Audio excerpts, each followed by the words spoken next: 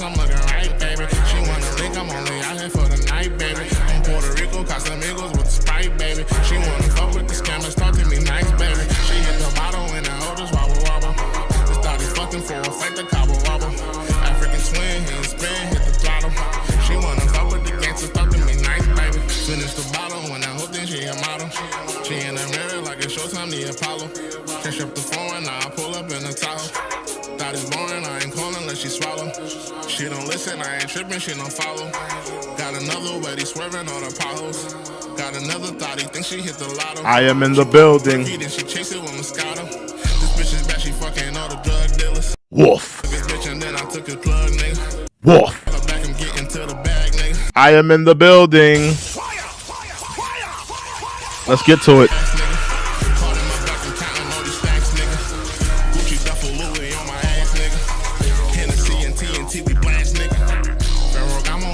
I'm looking right, baby. She wanna think I'm only out here for the night, baby. I'm Puerto Rico, Casamigos with the Sprite, baby. She wanna fuck with the scammers, talk to me nice, baby. She hit the bottle and the oldest wobble wobble. Just started fucking for a fight, the cobble wobble. African swing, hit spin, hit the throttle. She wanna fuck with the gangsters, talk to me nice, baby. This whole insect, she fucking on the damn crew. Coming out of sight, she lost her damn shoe. Her friend is poppin', she ain't got no damn clue. Roll up O's and weed and smoking bamboo. Smoking gelato when the Tahoe smell the fucking jaw. She wanna ride with me cause we look like some movie stars. This thotty moving faster than a speeding car.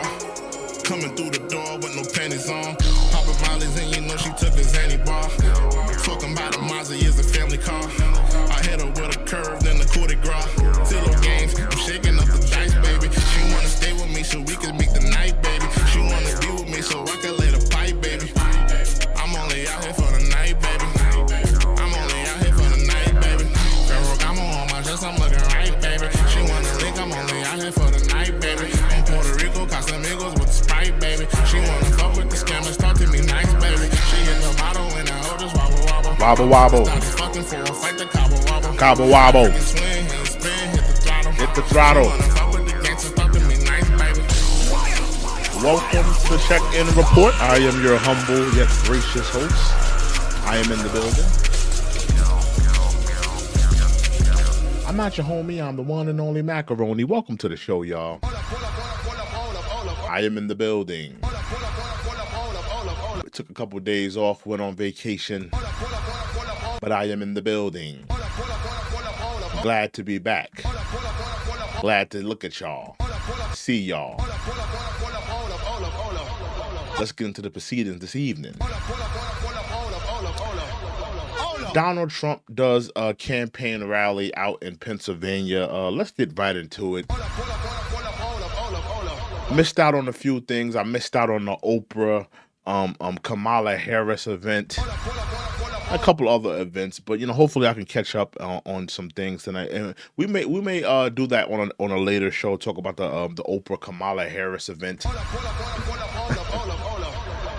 But I wanted to take a look at this campaign rally that Trump did out in Pennsylvania. He went back to the same state where he had an alleged attempted assassination on his life. Kudos to Trump for going back. I want to talk about that. Take a look at the Trump rally that he had out there in Pennsylvania.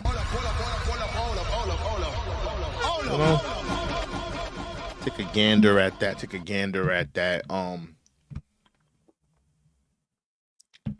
How's everybody doing though? Everybody doing good,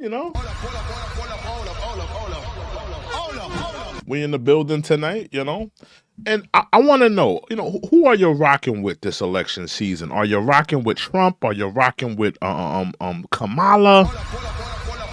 Who are you rocking with? Who are you feeling? Who do you feel has, the right answers for America? This is a pivotal time in America. This is an important time in America. Make no mistake about it. This is the most important election of our lifetime. A lot of people don't realize that This is the most important election of our lifetime. I need y'all to hit that like button. We got about 23 people in the building. We're just starting off. We're just starting to show off. Make sure y'all hit that like button. Make sure you hit that subscribe button. But yeah, I want to know, who are you voting for? Who are you rocking? Who do you align yourself with? Some people align themselves with the Democrats. Whether they pronoun using Democrats. A lot of people come in here. They're Trump supporters. Whoever you're rolling with, whoever you believe in, whatever whatever side you fall on, I want to hear from you tonight. I want to hear from the Trump supporters tonight. I want to hear from the Kamala Harris supporters tonight. I want to know what you guys are thinking so far. Who do you have so far up in this race, in this presidential race? Who do you have up right now? I'm going to be honest with you. Right now, I'm going to give Trump the edge. I think that Trump has the edge right now. The Democrats, they're not making a lot of moves. They're trying to make some moves, but they're not making a lot of power plays to make me feel that, they could legitimately win this thing. I'm not sold yet. I'm not seeing enough from the Democrats. Of course, they had the event with Oprah. A couple of other celebrities were there, endorsing Kamala. I believe J-Lo was there, Meryl Streep, Chris Rock. There was a few celebrities that had came out to us, give an endorsement of Kamala Harris. But I still don't feel like it's enough. You got to think about all the people that are backing Kamala right now. From the, I even saw Eminem. Eminem is endorsing Kamala right now. They have a lot, backing Kamala, but I still feel like she could legitimately lose this race. Fire! Clearly what she's been doing, it's not enough. It's clearly not enough. It's clearly not enough to run away with this race. I think that this will be a tight race. This will be a tight race. This will be an uphill battle for the Democrats. The Democrats are going to absolutely have a uphill battle. We got 47 people in the building. I need y'all to hit that like button. Hit that like button. Hit that subscribe button. We only got one like in here, but 47 people. Hit that like button. Fire! Fire! Fire! Fire! I need y'all to hit that like button. Hit that like button. This is my first show back. I haven't done a show in a while. But without further ado, let's get into Trump. He was out there in Pennsylvania. He did a rally.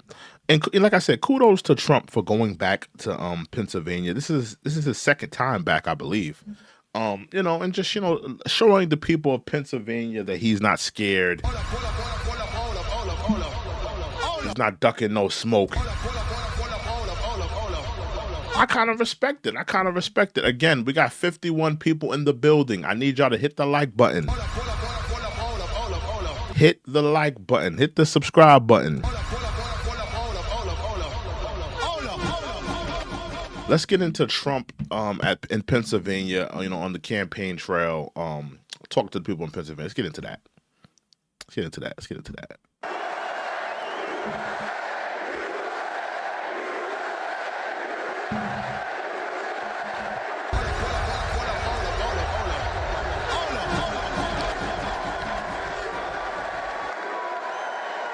The people out there, they sound motivated.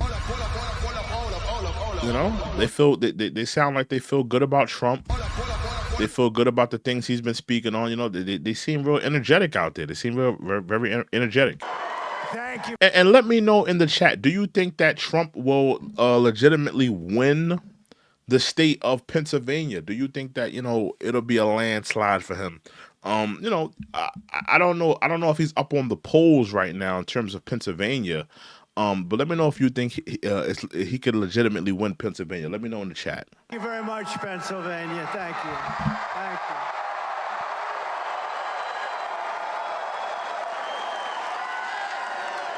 you. It's great to be back in this beautiful Commonwealth with thousands of proud Oh, give me 1 second, y'all. Give me 1 second. 1 second. 1 second. 1 second. American patriots, that's what you are. That's what you are. And when I look at this crowd and I look at the crowd outside, and we stopped a couple of places and nobody's ever seen anything like it, you know, let me tell you, they have us up in the polls, as you know, in Pennsylvania and all over the place, actually. But So is Trump up in the polls right now in Pennsylvania? Is he up right now? Salute to Jonathan. Jonathan says, Trump, brother, man has bigger stones than the NY Diamond District.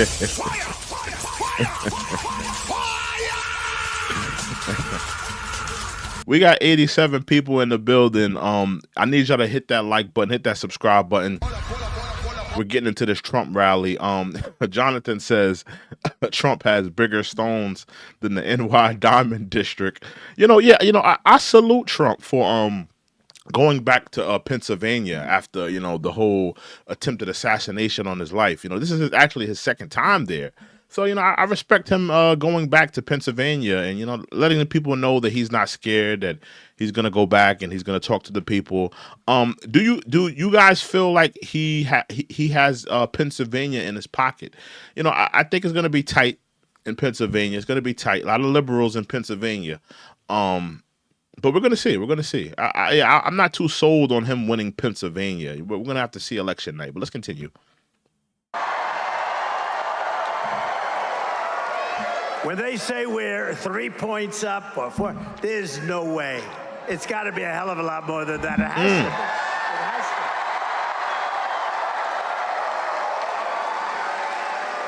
to. You know, polls are fake also, just like these people, the fake. Any other Trump supporters in here tonight? Let me know. You know? Let me know. Let me know. We got any more Trump supporters in here? Any Kamala sexuals in the building? Let me know. Let me know. Let's continue. We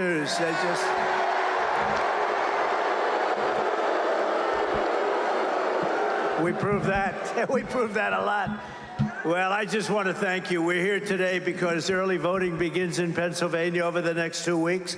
And we need each and every one of you to go out. Just don't take anything for granted. Now let me ask y'all a question, because Trump is talking a little bit about early voting. And salute to Larry. Larry says Trump is a straightforward type of guy. He doesn't sugarcoat anything. He tells it like it is. I have a lot of respect for him for telling it like it is. Trump in 2024. Respect to Larry. Yeah, you know, I do like that about Trump. I do like that he does say what's on his mind. But how do you guys feel about the whole early voting thing? You know, the mail-in voting. I see a lot of Democrats, they're pushing for a lot of early votes to come in. They're banking on that. You know, they want those early votes in to try to kind of manipulate the voting system. How do you guys feel about the whole early voting system, the mail-in votes? How do you guys feel about that? Let's continue, though. We have to win Pennsylvania. Go out and make a plan to vote early, vote absentee, or vote in person on Election Day, but you got to get out and vote. You got to say to your husband, Harry, get that. Reddy, salute to Reddy. He says scam. Yes.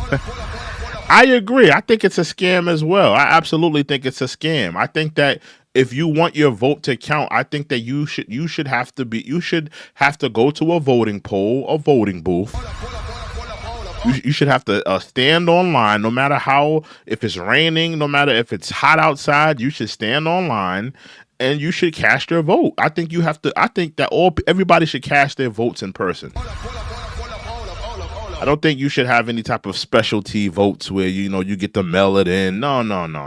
We want you to show your face and cast your vote. I don't like the whole voting, the mail vote. The mail-in votes. I don't like that. I don't like that. I don't think that is it's just to me it's a faulty system. It's a very faulty system. They're finding these late mail-in votes, and some of them are not getting counted. It's a faulty system. Voting in itself is a faulty system, but the mail-in votes are just an extremely faulty system. But let's continue. The hell off that couch. We can't take any chances because our nation is at stake. Our nation is going to hell. What they've done to our country at the border with inflation, with that Afghanistan nightmare that was the most embarrassing day probably in the history of our country. The way they did that, getting out was fine, but you get out with dignity and strength. What they did was so bad. When you look at I agree with Trump. You know, the whole Afghanistan thing, it was a travesty. And it didn't look good for America on a national stage. I mean, you know, I agree with what Trump said. You know, when you're pulling out of somewhere, when you're pulling out of, you know, a country, you know, that you've been stationed in for so many years, you should be pulling out with some integrity. You should be pulling out with strength. Pulling out and, you know, leaving that place in better shape that you found it. The Biden administration has been doing a poor job, a very poor job, and I think Trump has to continue to lean on that. He has to continue to lean on Afghanistan, lean on the you know, the economy, inflation, lean on the border. He has to continue to lean on these issues if he wants to win this race. These are the things that are going to pull at the heartstrings of the American public. Because the common American, they agree. They agree with those topics. They absolutely agree with those topics, especially when it comes to the economy. Absolutely. So he has to continue to lean on those things. October 7th in Israel, it would have never happened. And you look at the Russian attack of... I need y'all to hit that like button. Hit that like button. Hit that subscribe button. Again, if you're just walking in here, hit that like button, hit that subscribe button. We're checking out this Trump rally out here in Pennsylvania. You know, let me know what you guys think of it. Let's get back into it. Ukraine would have never, ever happened, not even a thought of it. Think of it. Think of how different this world would have been. Think of how different this country would have been, our country, which is just going so bad. It's so bad. Millions and millions of people are pouring into our country, and they come from jails. They come from mental institutions and insane asylums. And I agree with that. And, you know, a couple of Kamala Harris supporters have come in here and tried to, like, you know, refute these claims of countries sending over, you know, their less desirables, their gang members, their sexual deviants. But, you know, there's evidence to substantiate that. They absolutely are sending over their less desirables. Do you think Venezuela, Honduras, Haiti, do you think they're sending over doctors, businessmen, entrepreneurs, college-educated people? They're not sending those people over here. They're sending over the less desirables, the gang members, the sexual deviants, the criminals, the poorest of the poorest people that are also looking for, some, and don't get me wrong, some of them are good people. Some of them are good people, but some of them are, are criminals, And the reality is we're taking in a lot of their, less desirables. And, I don't think that we could really refute that. They obviously they're sending over their less desirables. I don't think we can refute that. The terrorists at a level that nobody's ever seen before, and they let them come in. And you have the border czar, this person that can't even speak. She can't ask a question. She can't answer a question from... That is true. Why can't Kamala Harris answer any questions? Why can't she sit down and do a formal interview with the publication? Why can't she do those things? This Kamala Harris is one of the most, protected, shielded Democratic nominees of all time. Absolutely.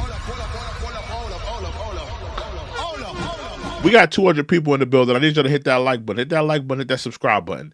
But I truly believe that Kamala Harris is the most shielded, protected Democratic nominee of all time.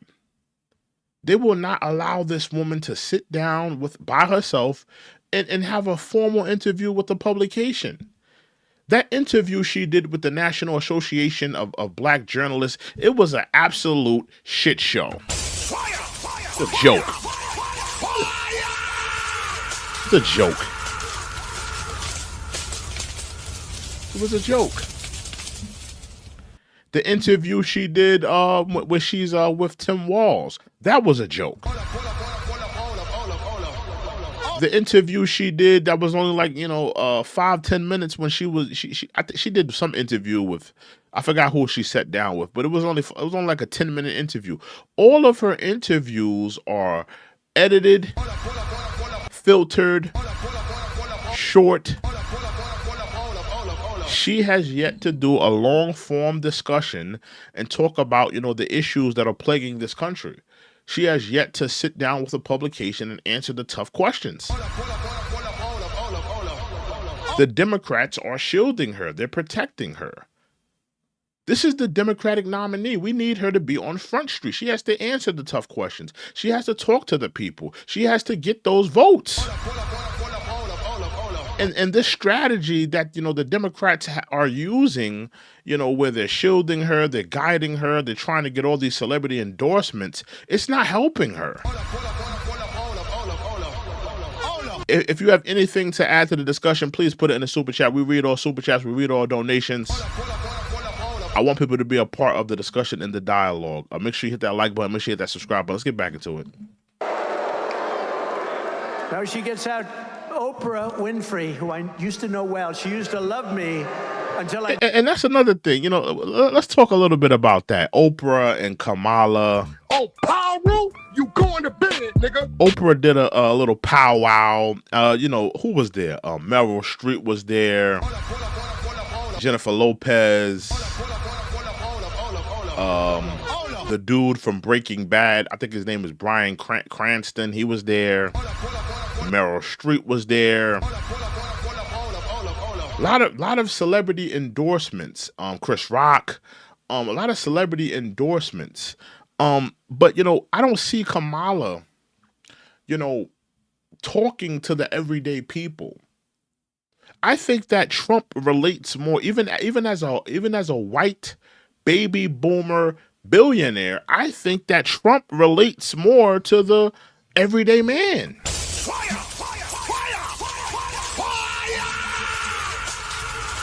I'm going to be honest. I think Trump relates more to the everyday man, in this country, because, Kamala Harris, she's rubbing shoulders with Oprah, rubbing shoulders with Meryl Streep. That's not moving the everyday man. Salute to Mark Motley. Salute to Mark Motley with the $20 donation. Salute to Mark Motley.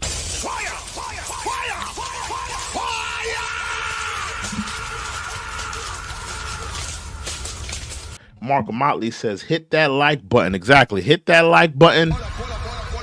Hit that subscribe button. I need everybody to hit that like button right now. Hit that like button. Hit that subscribe button. We got 400 people in the building. I need y'all all to hit that like button right now. Right now.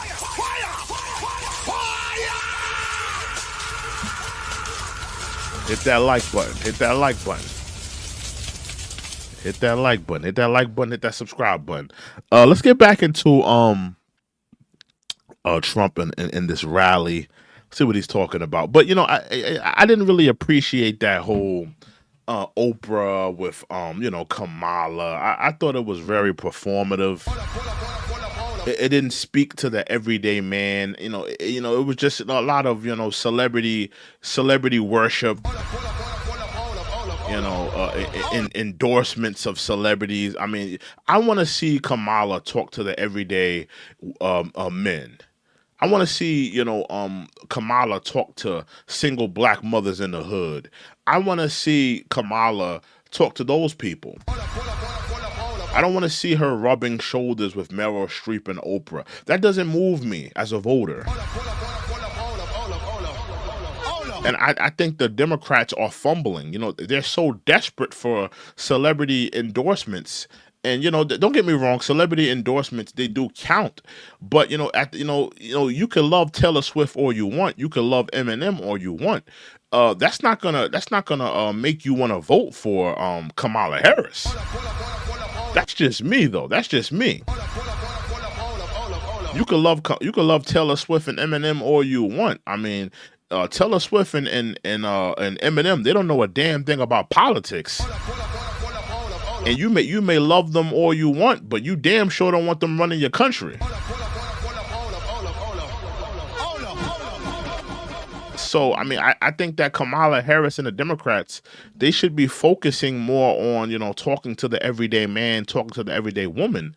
I think that right now Trump is more relatable to the everyday man and the everyday woman. I think, just, how he carries himself, how he speaks freely. He's not shucking and jiving and tap dancing for celebrity endorsements. Whoever rocks with him, he rocks with them. I think that Kamala is a little bit desperate for these. She was. Make no mistake. She was desperate for these celebrity endorsements. Trust me. She wanted Beyonce to come to the DNC. She wanted Taylor Swift to give that endorsement of her. She's desperate for those endorsements. She's desperate for them. Let's continue though. I decided to run for politics. Oh, let's go to Mar-a-Lago, Donald. I love the place so much. She used to love me, but once I ran for politics, that was the end of that, and that was okay with me. I couldn't care less because... Yeah, and Oprah needs to get called out for her code switching. She's code switched on a lot of people. Can we go down the list of people she's code switched on? Let's talk about it. Trump is right. There was a time where Oprah, she was loving Trump. She would bring him out on the show, have interviews with him, sit down, kiki and laugh all in his face. But Oprah's, she's licking the Democratic boots, and now Trump is public enemy number one for her.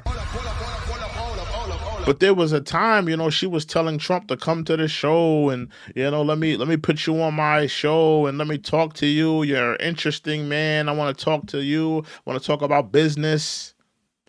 And then now she's code switching because, Trump is no longer with the Democrats. He's no longer aligning himself, and he's a cult of personalities, if you will. She's code switched. Let me tell you somebody else she code switched on. Nobody talks about this. Let's talk about somebody else she code switched on. Did Oprah not code switch on Bill Cosby? Did she not code switch on Bill Cosby? Fire! Fire! Fire! Fire!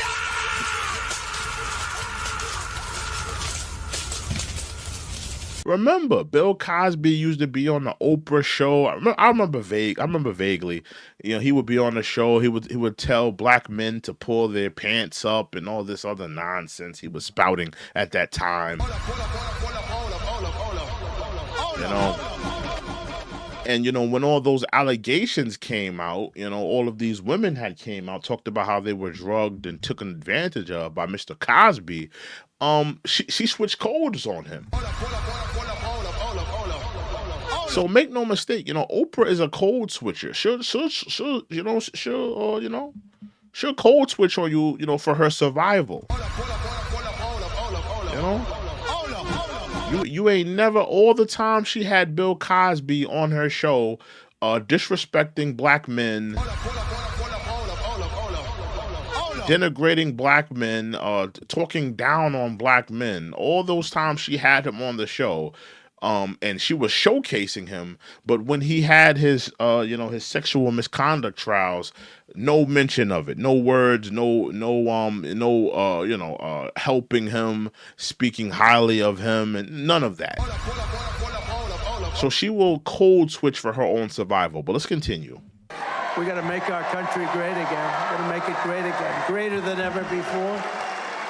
But Oprah would ask just a simple question, and you get this crazy answer, or you don't get any answer. Just, this is not a president. We had 4 years of this. We're not going to have 4 more years. We won't survive it.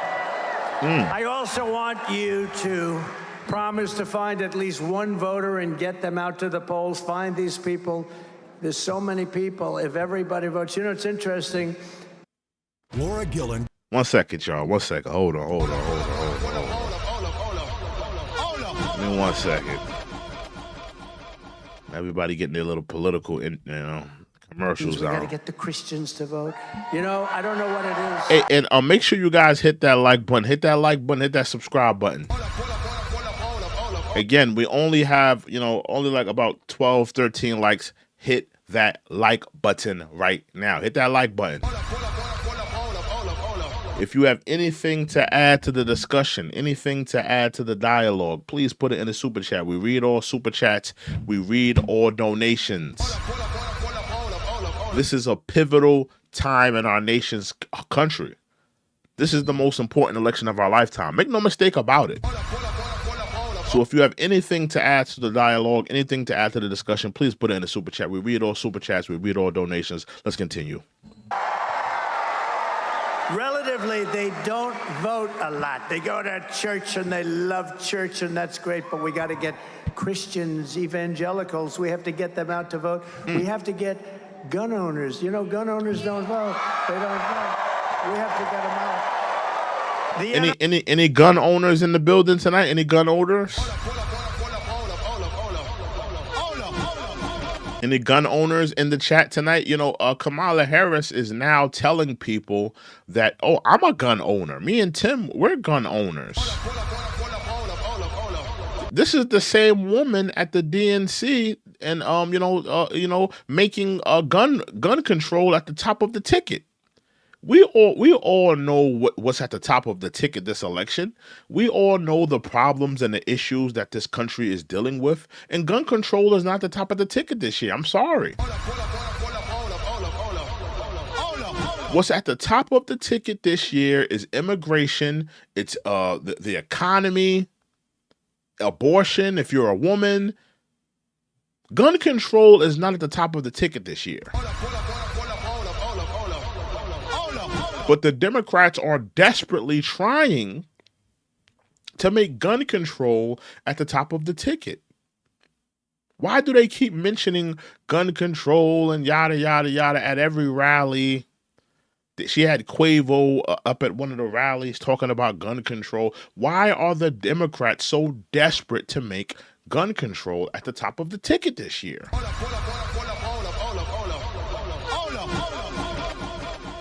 People are struggling to afford groceries. They're not struggling to afford ammunition for their firearms, Kamala.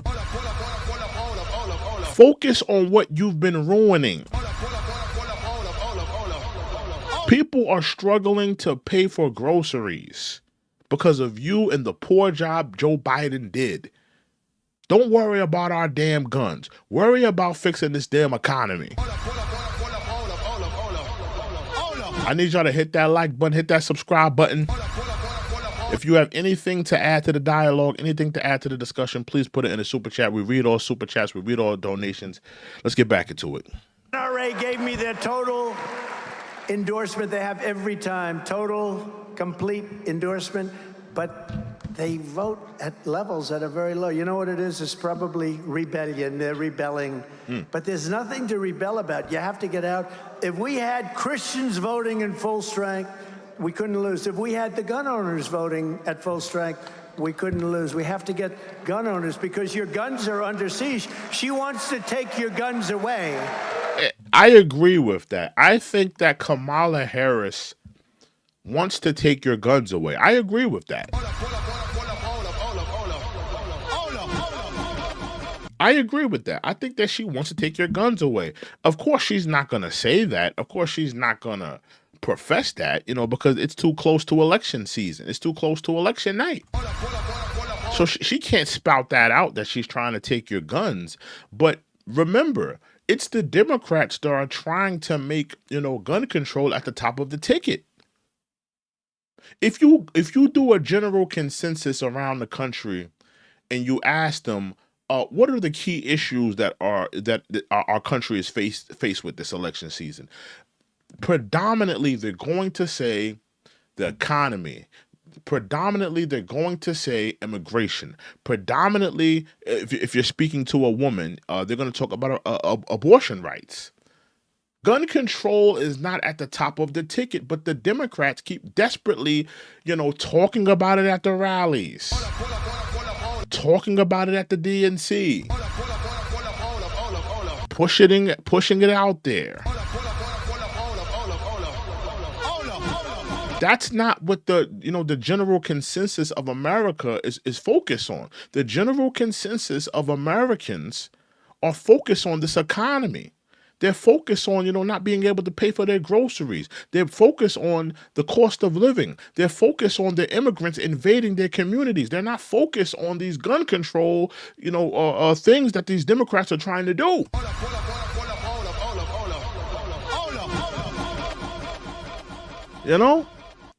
I need y'all to hit that like button, hit that subscribe button, continue to hit that like button, hit that subscribe button. If you have anything to add to the dialogue, anything to add to the discussion here, please put it in the super chat. We read all super chats. We read all donations. I want people to be a part of this discussion and dialogue. Oh, Pyro, you going to bed, nigga. Let's get back into it. Our entire nation is counting on the people of this great commonwealth, and I know you will not let us down. You're not going to let us down. We got to get out and vote. And you can start right away. You know that, right? Now we have this stupid stuff where you can vote 45 days early. I wonder what the hell happens during that 45. Let's move see these votes? We've got about 1 million votes in there. Let's move them. We're fixing the air conditioner in the room, right? And make no mistake, the Democrats, they're trying to weaponize the voter mail-in ballots. They're trying to weaponize that against Trump. We've seen this during the last election. They're trying to weaponize the mail-in votes. Like I said it earlier, I'm not a fan of the mail-in votes. I think that, we need to go back to the, people going to the ballots and voting. You need to show the initiative. It should be like a holiday, where everybody has off. It should be like Christmas. Everybody has to vote. Everybody has to cast their vote. It should be a national holiday for everyone to vote on election night. Whether they should have voter ballots at work. They should have voter ballots, at the local public library, at the gyms, where even at McDonald's, wherever people are going in mass, even at the strip club, wherever people are going in mass. They should have voter booths there. And it should be a national holiday, and everybody should have off, and everybody should cast their votes. It should be more encompassing. It should be more easier. Don't have people, in their homes with the voter ballots, mailing it in. And, I think that's a flawed system. I think it's flawed. And the Democrats are trying to weaponize that against Trump like they did last time. No, it's terrible. What happened the last time was disgraceful, including right here. But we're not going to let it happen again. Too big to rig, right? That's one way you do it. Can't let it happen. We got to take our country back from these horrible people, because if we win Pennsylvania, we win the whole thing. It's very simple. What are the chances that Trump wins Pennsylvania? Anybody want to give me the chances he has to win Pennsylvania? He did say in the polls he's about 2 or 3 digits up from Kamala Harris. Pennsylvania, it's kind of hard to tell with Pennsylvania. Pennsylvania, sometimes it goes red, sometimes it goes blue. A lot of liberals in Pennsylvania. But there's a lot of rural places in Pennsylvania as well that are, that historically have voted, conservative. So it's kind of hard to tell right now. It's kind of hard to tell, in my opinion. But what do you guys think? Do you think that Trump could win Pennsylvania? Do you think that he has a good shot to win Pennsylvania? Let me know in the chat.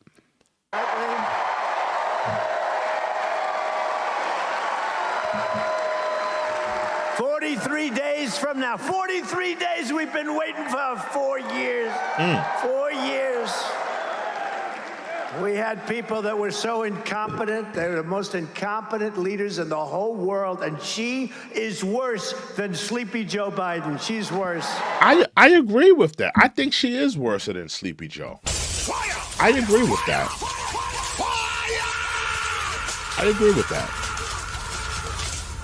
All of these Kamala Harris supporters that are supporting her, that are backing her, that are going to vote for her, are we supposed to unsee all of the failures of this Biden administration? Are we supposed to unsee that?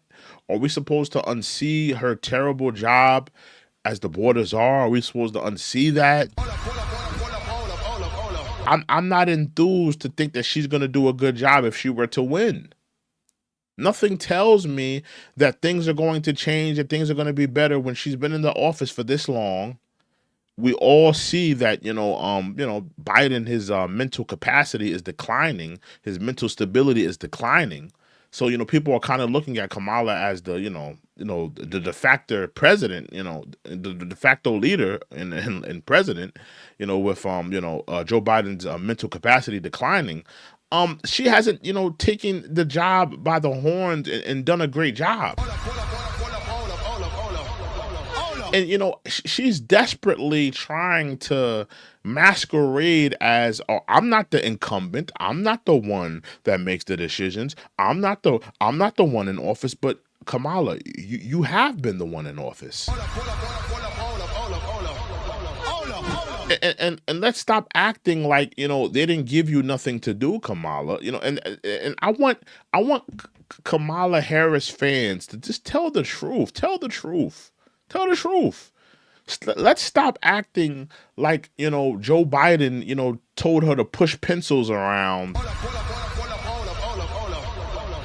and clean the windows. They gave this woman jobs. They gave her tasks to do, and she did not do her job and execute her job well. She did not do that. She did not. She did not.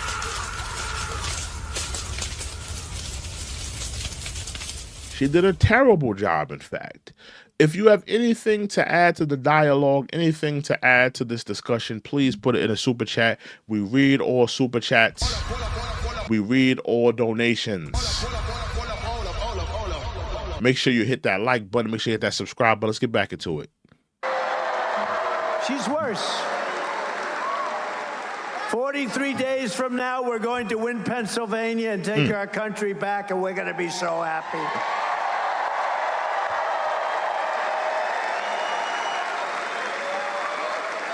And it'll be the most important day and the most important vote in the history of our country, because we're losing our country. 1 second, y'all. Hold on.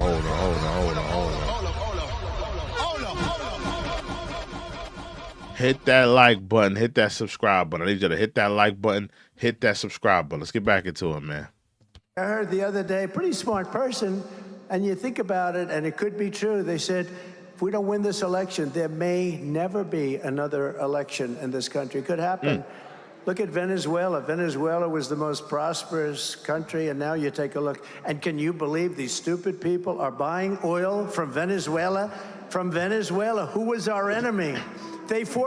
We're buying oil from Venezuela? That's the first I heard of it. Are we buying oil from Venezuela? Let me look at the chat on this one. I never heard that before. Are we buying oil from Venezuela?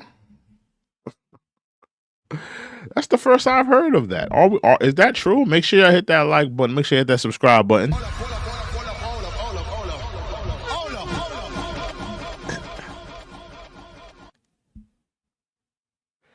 Somebody said, don't you think your title is dangerous in rhetoric? The title of my video is Trump is fired up at a rally in Pennsylvania. What's dangerous about my rhetoric? What are you talking about? That Trump is at a rally? That's the name of my video. Is Trump rally in Pennsylvania? Are you okay? Did you read the wrong did you read the wrong title? I don't know what's wrong with you, bro.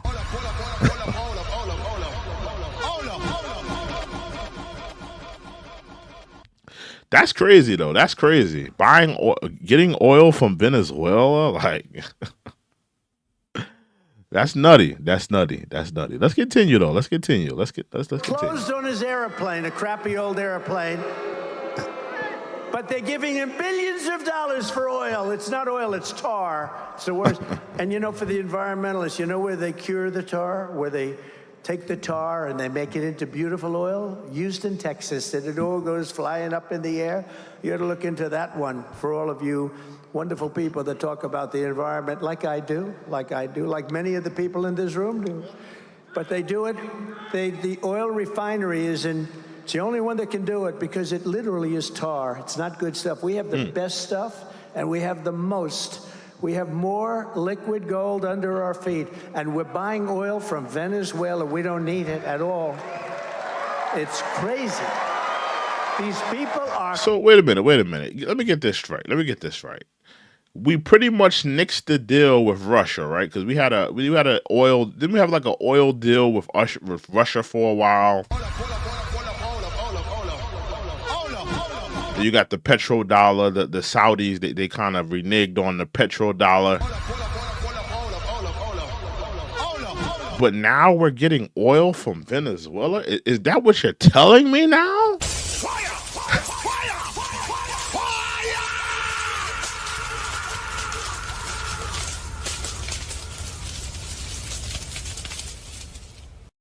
Yeah.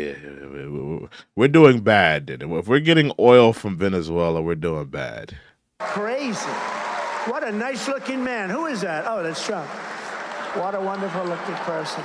I'm just checking out the hairstyle as I'm talking. I don't know. Hit that like button. I need you to hit that like button. We got about 500 people in the building. Hit that like button. Hit that subscribe button. If you have anything to add to the dialogue, anything to add to the discussion, please put it in the super chat. We read all super chats. We read all donations. Let me know if you're a Trump supporter. Let me know if you're a Kamala Harris supporter. Hit that like button. Hit that subscribe button.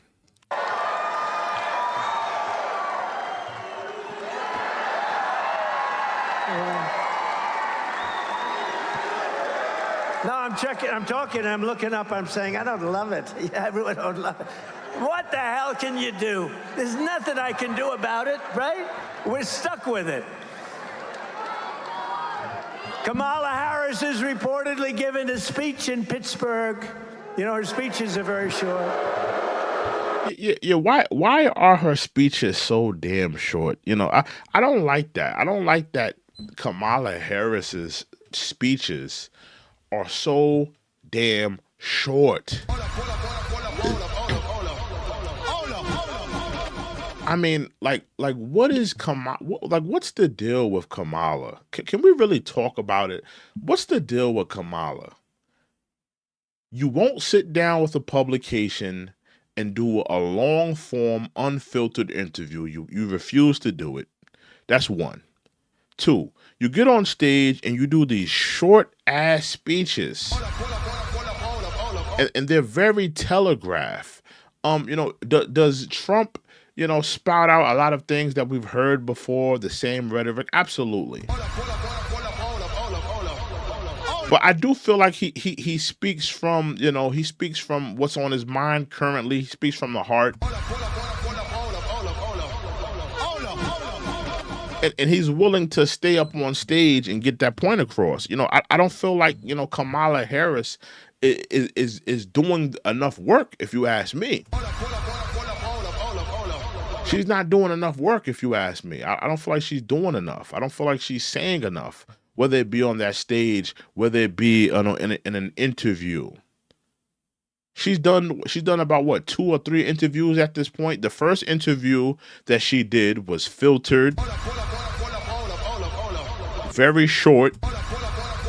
She refused to sit down by herself. She had Tim Walz stand next to her for her support system.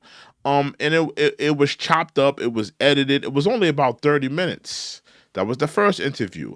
The second interview was only 10 minutes.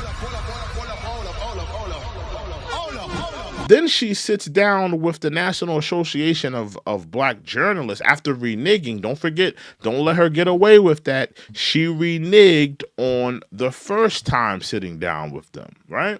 So she sat down with the National Association of Black Journalists, and that was a shit show of an interview.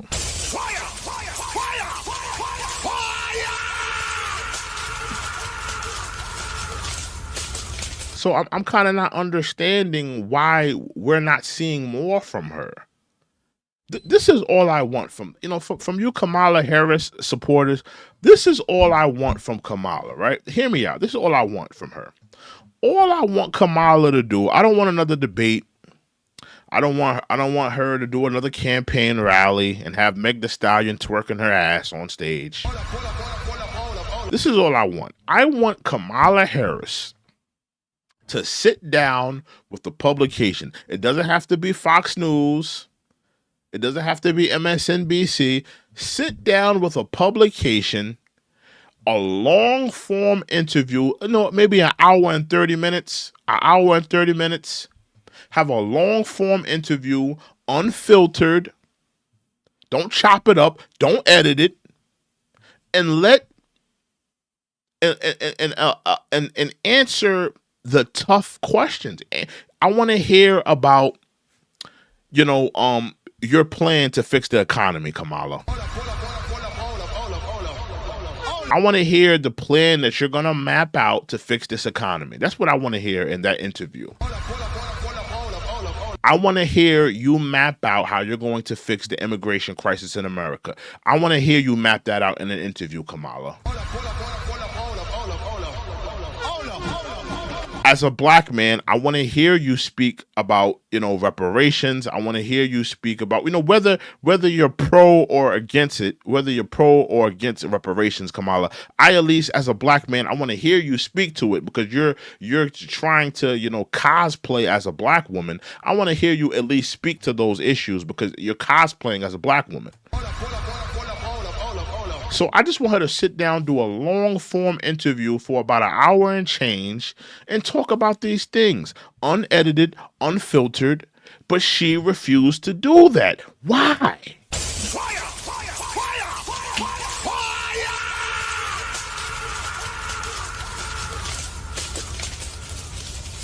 She refuses to do that. Why does she keep refusing to do that? Why? Make sure you hit that like button. Make sure you hit that subscribe button. If you have anything to add to the dialogue, anything to add to the super chat, please, anything to add to the dialogue and discussion, please put it in a super chat. We read all donations. We read all super chats. I want people to be a part of the dialogue and the discussion. Hit that like button, hit that subscribe button. Let's get back into it. About her plan to, quote, build wealth. She doesn't know anything about building wealth. But she's been in office for 3.5 years. She's saying what she's going to do if she becomes president. But she's been there almost 4 years. She hasn't done anything except destroy our country with millions of people that shouldn't be here. Oh, Pyro, you going to bed, nigga. He's right. He's right. And Kamala Harris fans, that's something you're going to have to deal with. You're going to have to deal with the fact that, the person that you're telling people to vote for, the person that you're telling people that you're supporting and you're backing, you're going to have to deal with that. The fact that this person has been in office and they haven't been doing anything with their time there. Can any Kamala Harris supporter in here right now, as I'm talking, can any Kamala Harris supporter tell me right now what she has done in office for the last 4 years? What has she accomplished? What has she done with those 4 years? What initiative? What plan? What agenda? What has she done with the 4 years in office? Because a lot of Kamala Harris fans, and supporters, they want you to believe that the vice president role is a subsidiary job. It's a job where you have no power. It's a job where you don't have any say. It's a job where you don't have any type of leeway. That's a falsity. This is a job that they gave her. Well, let's be honest. She was a diversity hire. Make no mistake about it. They did hire her as VP, as a diversity hire. But they did give this woman jobs, tasks to do. They told her that we want to put you in charge of the border. What did she do with the border? Oh, I'll tell you what she did with the border. She let millions and millions of undocumented people cross that border, incentivized them, sent them to sanctuary cities, put them up in high-rise hotels, gave them credit cards, all off of the muscle and all off the financial backing of the taxpayers of America. That's what happened under her watch as the border czar. She allowed millions of undocumented people to come into this country and take advantage of the system. She did a terrible and horrible job. There's no unseeing that, Kamala Harris fans. Fire! Fire! Fire! Fire! We can't unsee that. I can't unsee the fact that they gave, somebody says, there you go. Yeah, I'm just speaking the truth. I'm just keeping it real. Are we supposed to unsee that? Am I supposed to unsee the fact that this woman was the border czar in charge of the border, and she let in all those millions of people to come into this country and take advantage of the system? Oh, Pyro, you going to bed, nigga. To take advantage of the taxpayers? Oh, Pyro, you going to bed, nigga. To have our economy in a state of inflation? Oh, Pyro, you going to bed, nigga. Are we supposed to unsee that?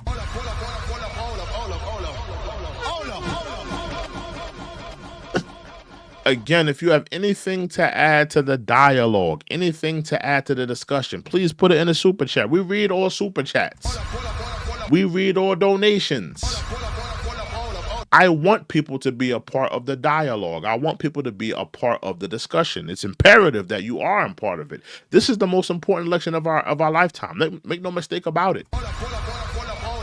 So if you have anything to add to the dialogue and to the discussion, please put it in the super chat. I read all super chats. Make sure you hit that like button. Make sure you hit that subscribe button. Let's get back into it. And inflation. And inflation.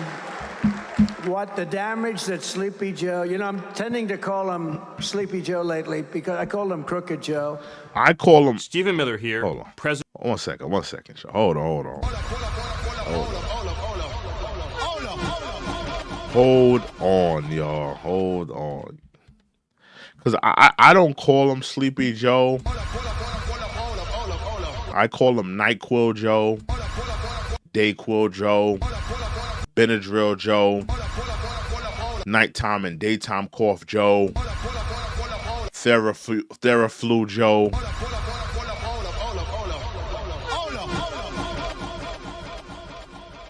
That's what I call him. That's what I like to call him, President, we don't even have. Do we have a president? Why doesn't he leave? And what Trump is saying is true. Do we have a president? I don't feel like we have a president. We don't have a strong leader running this country right now. For us to have a president, right, that can't walk up a flight of stairs, for us to have a president that eats ice cream like a maniac,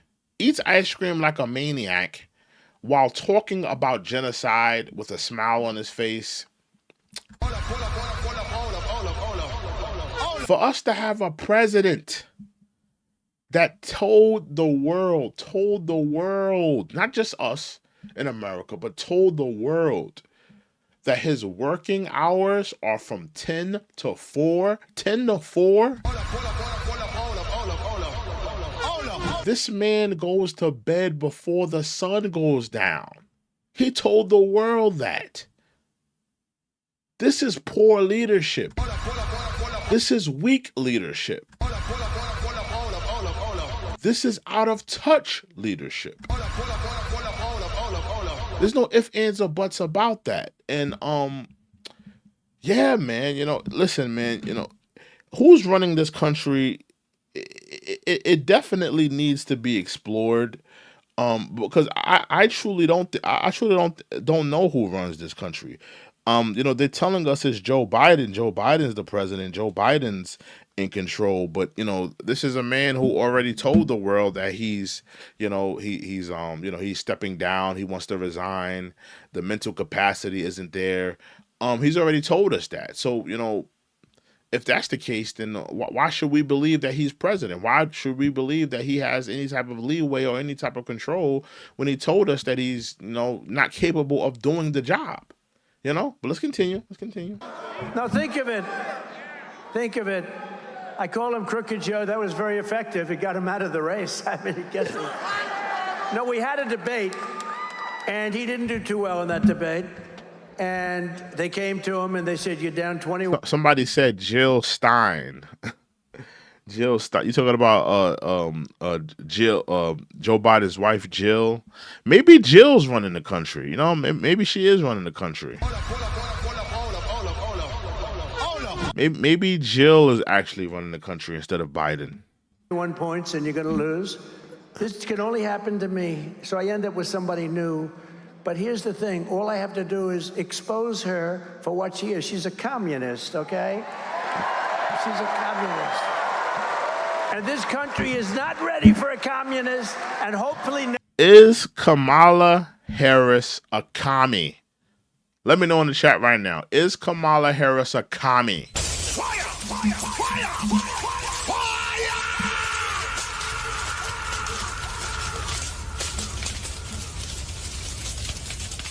I'm looking in the chat right now. Is Kamala Harris a commie? Let me know. Hit that like button, hit that subscribe button, but let me know if Kamala rather is a commie. Oh, Pyro, you going to bed, nigga. I think she is too. I agree with him on that. I think she's a commie. She's not the only commie, but somebody Goose says, and a Marxist. So you believe she's a commie and a Marxist. Okay.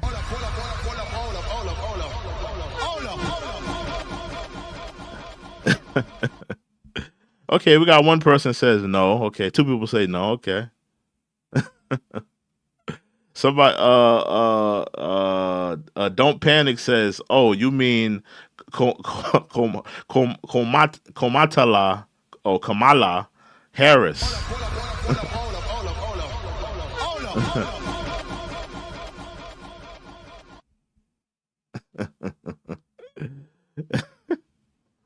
I just want to see what people think. Do you feel like she's a commie? Do you feel like, I just want to know what you guys feel about that. Let's continue, though.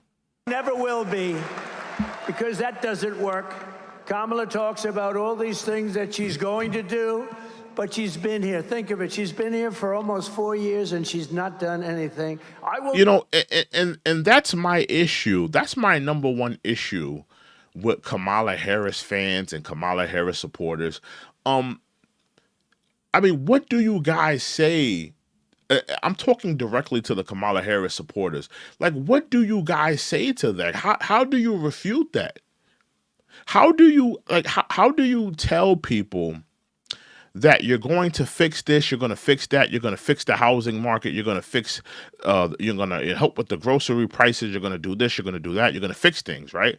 How do you run off of that when you're in office right now? You could do things right now, Kamala, to fix things. You haven't done anything with the 4 years you have had in office, and you're running on a campaign of you're going to fix things after you take office, but you haven't done anything with the 4 years you've been awarded already.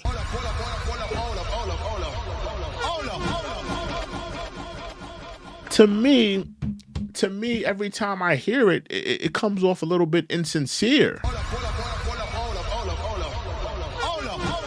It comes off a little insincere every time I hear that when she says that. Just to me, it comes off a little insincere to me. But let's continue. I will do this, I will do that, I will do that. What the hell? She could do them today. They talk about the border. Oh, we have a plan for the border. I didn't have any help. I had a very hostile Congress. And what I did is I said, close the border to the Border Patrol. They're great. And the border was closed. We had... And why is that so hard for the Democrats to do? Why is it so hard for Kamala, Joe Biden, and the Democrats to close the border? Why is it so hard for them? I'll tell you why it's hard for them. The Democrats are trying to create an immigrant class that will vote for them. That's what they're doing. The Democrats are trying to create an immigrant class that they can incentivize, give them the right to vote, so they can be kept in office. That's what they're doing.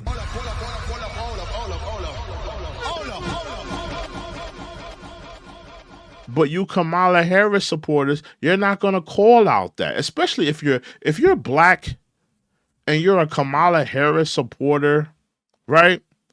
And you see what's happening with, the Democrats suppressing our votes, creating immigrant classes to suppress the black vote, to suppress, the urban vote. Why aren't you calling that out? You call out Trump every time he says something that isn't PC worthy. Every time he pisses you off or whatever, every time he he doesn't respect your pronouns, you're mad about it. But you're not calling out the Democrats and all the things that they're doing antithetical to the black vote, antithetical to the black community. You're not calling that out. Fire! Fire! Fire! Fire!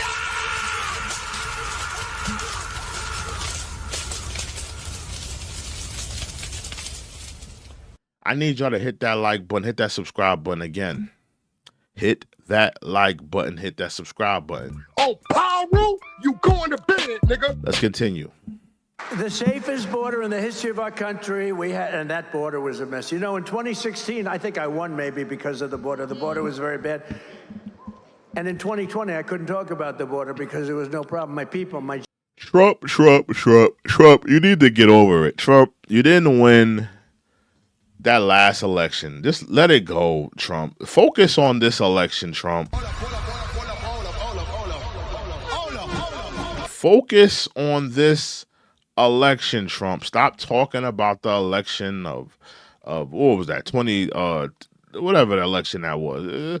Stop focusing on that election. Let's focus on this election, because I think Trump has a good chance of winning this, in a landslide victory. I really do.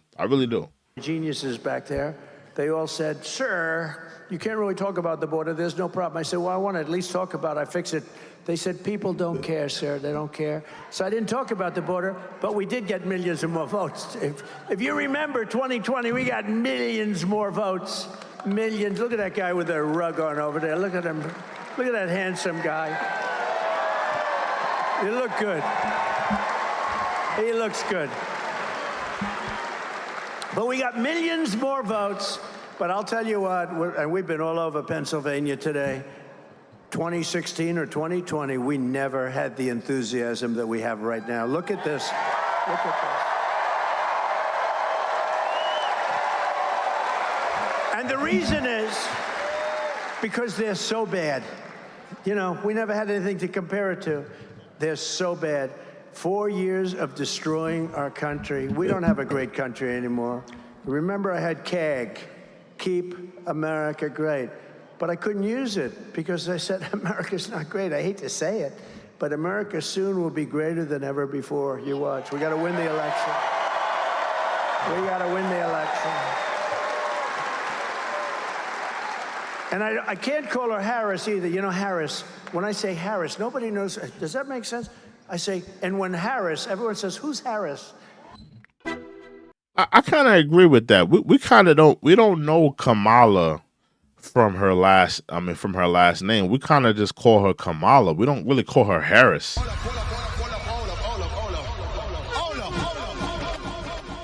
Like, we don't call her Harris. We don't call her Miss Harris or nothing like that. It's always been Kamala. Yeah, I kind of agree with that. I kind of agree. We don't know her as Harris. Some people when they go to the voting booth, they may get a little confused, because if they go to the voting poll and all they see is Harris and Walls, just the last names, Harris and Walls or Trump and Vance, they may be more inclined to pull for Trump because, I agree with Trump. A lot of people don't know who the hell is Harris. I know Kamala, but I don't know who's Harris. Did Kamala step down? Or like, a lot of people aren't calling her Miss Harris or Kamala Harris. We just keep hearing Kamala. Even in the chat, even in the voting poll that I did, it's Trump versus Kamala. It's not Trump versus Harris. So I agree with Trump on that. Nobody knows this person. No, they don't know her by the name Harris. They know her Kamala. Yeah. It's strange. The name Harris. And when Harris, and people say, who is that Harris? Nobody knows who the hell I'm talking about. Do you know that? Lee, nobody knows. You're a good lawyer. Maybe we have to change your name. But nobody knows a nice name, Harris. I know some people named Harris. They're nice people. She happens to be not a nice person. She happens to be a person that's destroyed everything she's ever touched.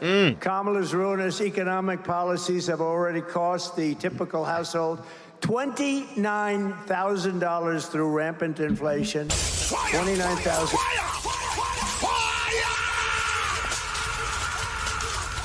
Had to crack open another beer for that one. All the money that Kamala Harris has cost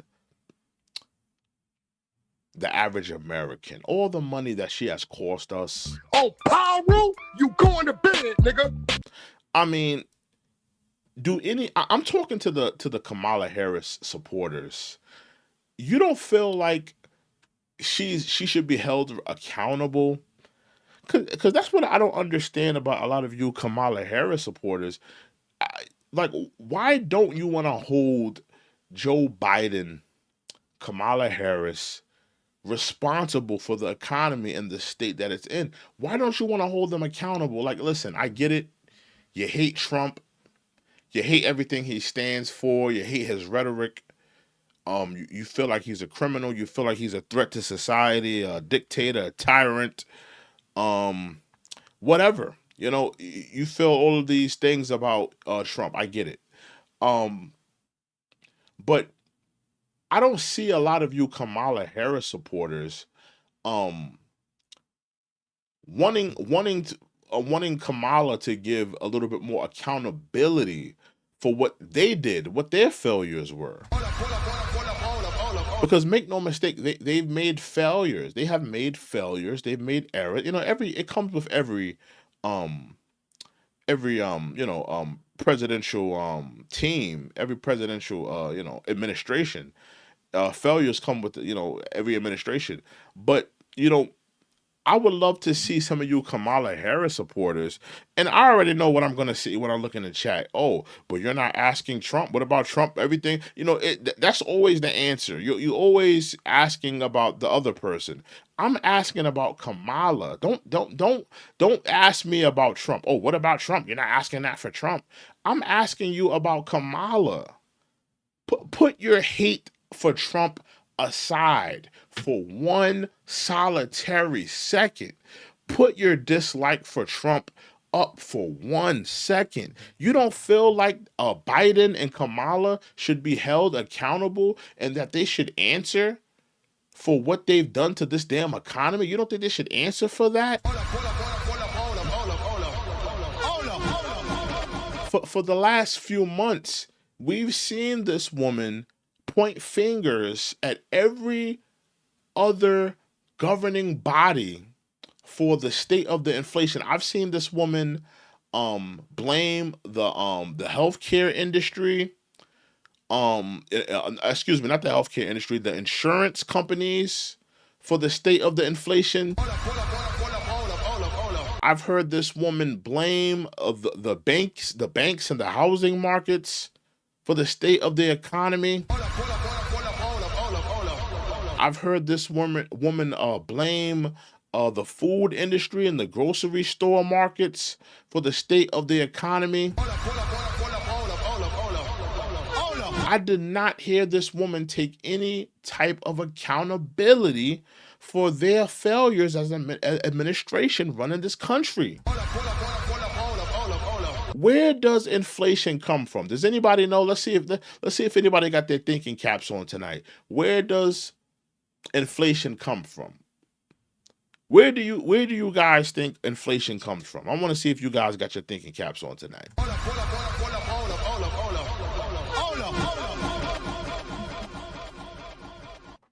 Where do you guys feel inflation comes from? Let me see. Where do you guys think inflation comes from? I'm looking at the chat.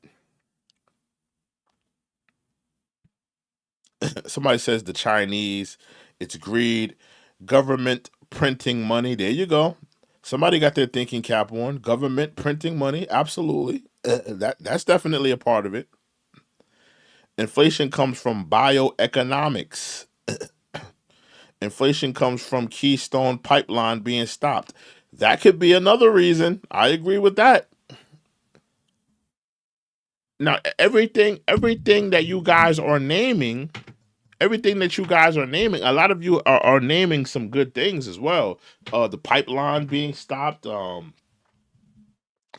government printing money, these are all valid reasons. But I didn't see nobody name this. What about the government overspending? What about the government overspending? $1 billion to this country. Another $1 billion for this country. Oh, we gotta give Israel a new state of the art, $1 billion military guns or whatever. We got to send another $1 billion worth of military equipment to Ukraine. These things cost the country money. What about governmental overspending? That's a part of inflation.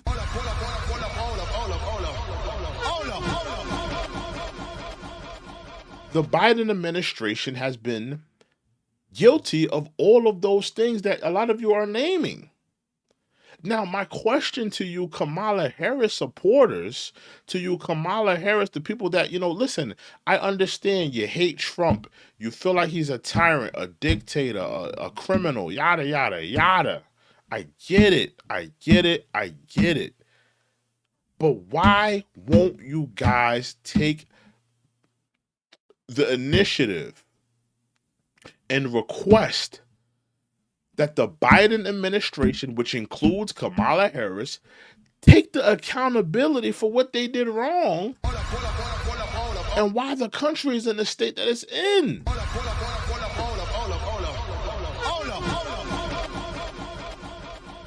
I've seen a lot of Trump supporters, even though they love Trump and they're gonna vote for him. I've seen some of them take accountability and they say, you know what, January 6th, it didn't have to happen like that. A lot. I've seen Trump supporters, sometimes, they ride with Trump, but sometimes they feel like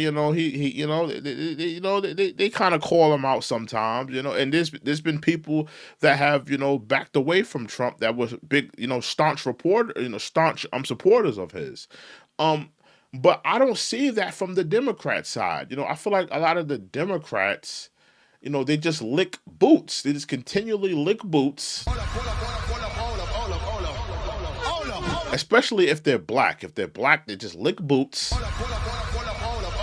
They're not even getting incentivized for licking the boots. They're just licking the boots. And they're not, asking or requesting or,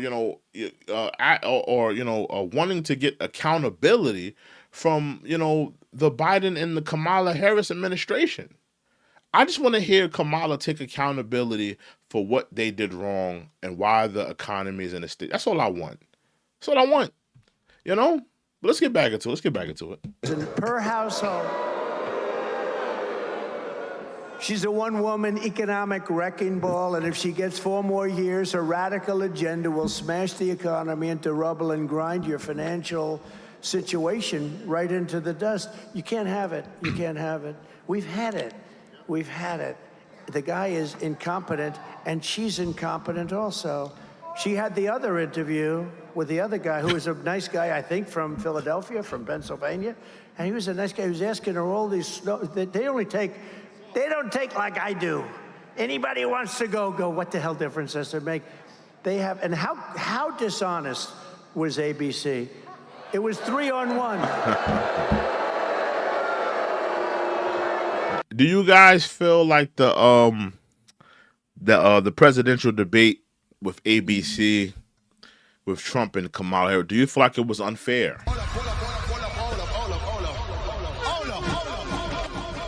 I absolutely agree with Trump. Listen, I'm calling this thing down the middle, and I feel like people.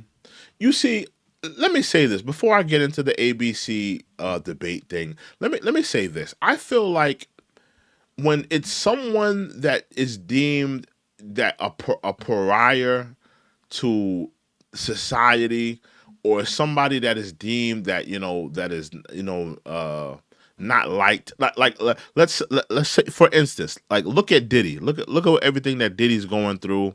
He's considered a pariah to the community, right? But years ago, people was licking his boots and they were singing his praises, but now he's looked at as a pariah. So people pile on him, and they don't really have any sympathy for him, right? Same thing with Trump. People deem Trump a pariah. They're calling him a dictator. They're calling him this and that. So people aren't going to call this thing down the middle and just be fair and be balanced. Let's be honest. If Kamala Harris took that interview, let's say Kamala Harris and Trump debated on Fox News, right? And let's say Kamala Harris and Trump debated on Fox News. And every time Kamala spouted out lies, and she did spout out lies in that ABC thing. She definitely had a couple lies in that debate. Every time she spouted out a lie, or she spouted out disinformation, she was corrected by the moderators. Now, let me say this as well. A lot of people don't know how debates work. It is not the job of a moderator to fact check. It is not the job of a moderator to, rebut or retort someone's information. That is the job of the opponent of the other debater. It's not the job of a moderator. The job of a moderator is to organize the debate. Have things on a timely schedule. Make sure people answer the questions. Make sure you give the equal amount of time to each opponent. That's the job of a moderator. The job of a moderator is not to fact check. That's for the people to fact check. That's for, the other debater to refute that information and clap at that other debater. It's not the job of a moderator to refute information from another debater. That's like, let me tell you what that's like. That's like two boxers in a ring, right? That's like two boxers in a ring, right? And let's say in that boxing match, one of the boxers gets hit with a low blow. It may be unintentional. It's not, it's not him trying to do it on purpose, him trying to hurt that person on purpose. But, things happen, mistakes happen. And, the other boxer gets hits in the groin area. That would be like a referee punching the other opponent in the gonads. I'm gonna punch you in the gonads because you did it to him. That's not your job. Your job is to mediate, organize. It's for you to take that other opponent in the corner, and tell them, hey, don't do that. I'm not gonna challenge you on what you did because I understand that this is a fight. And to put that other opponent in the corner, let them regain themselves, let them gather themselves and get back in the fight. It's not for you to go, oh, let me jump in this fight. Let me swing on this person that hit this other person in the gonad. It was very, very biased. The job of a mediator is to mediate. A mediator is supposed to get in between those two opponents, and have this battle be fair and balanced. ABC did not do that. Fire! Fire! Fire! Fire!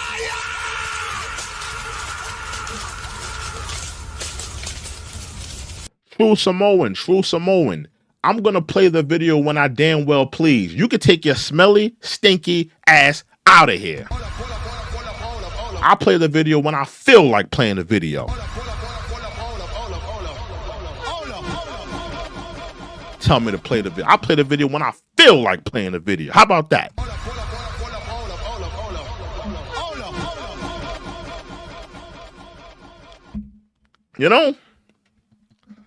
But like I said, I feel like ABC did a terrible job being a mediator, a terrible job, doing that battle, doing that debate. And I agree with Trump's proposal to not do a second, actually not a second debate, but a third debate, because it would be a third debate for him. I agree with that assessment because, if you clearly beat Joe Biden in a landslide victory the first time, and at least people are polarizing on who won. There's some people saying that Trump, won that one. There's some people saying he absolutely lost. So, but it's polarizing. It's not like everybody's saying Trump lost.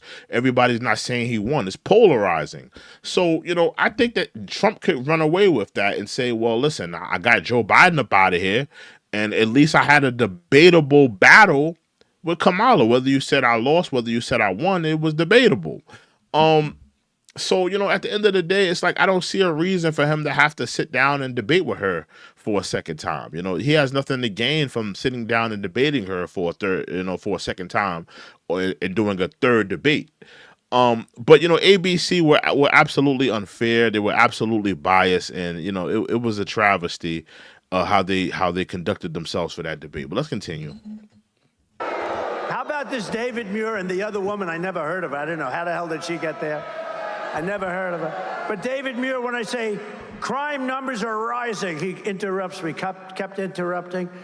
And he said, we have it by fact that crime numbers are going down. I said, anybody that thinks crime is going down is a serious brain problem. And then it got announced the following day that Trump was right, that crime was up 45%. How about them? And I thought she was terrible in the debate. She didn't answer any questions. All she did is tell lies. Bloodbath. She talked about Charlottesville. All these things were all, I hate the word. Now I gotta be honest, Trump. I gotta be honest, Trump. Trump got off a few lies too. Listen, and Democrats and Kamala Harris supporters, we just got to keep it a buck. Politicians lie.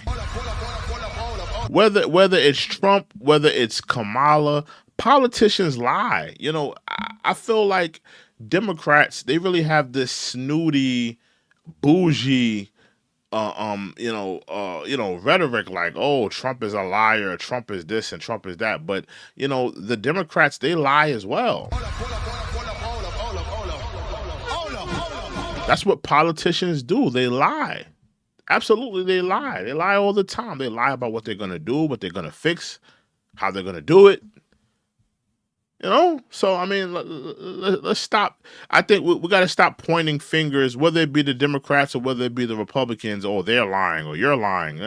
They're both lying. Let's just keep it a buck. Debunked, but it says it. They were all debunked, every one of them.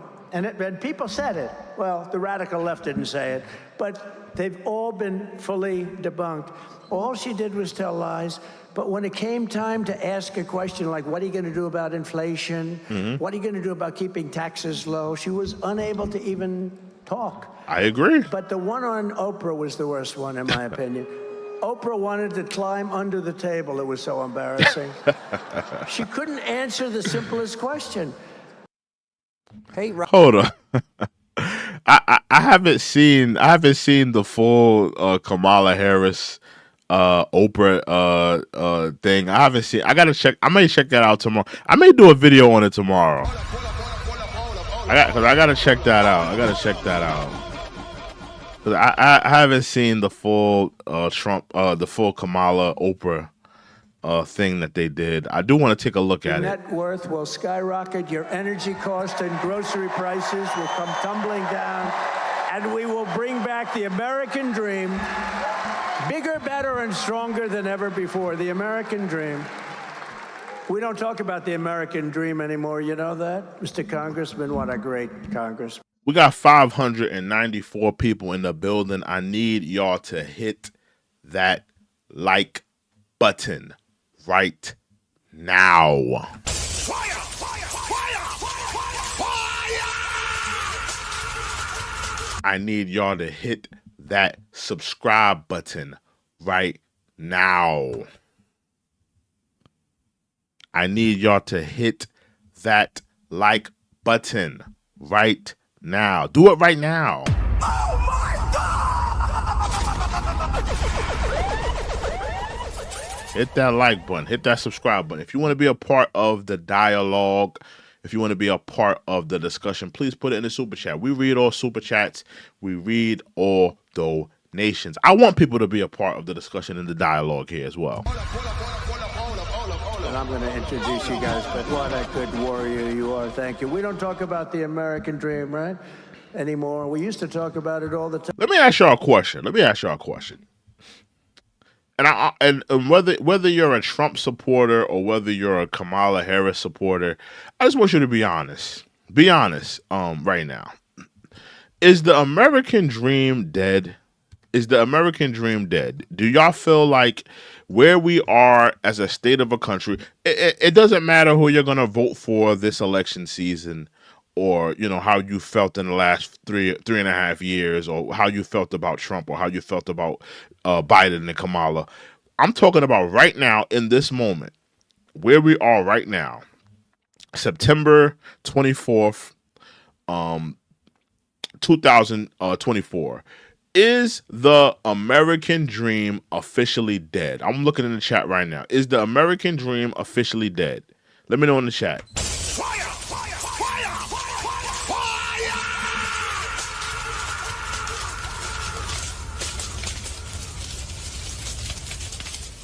Fire! Somebody said deader than a mug. Yes, it is. Somebody said no. Yes, okay. Some people saying yes, okay. It is at the moment. Okay. I agree. I agree. I agree. I agree. Again, I mean, a lot of people are saying yes. I agree. I agree.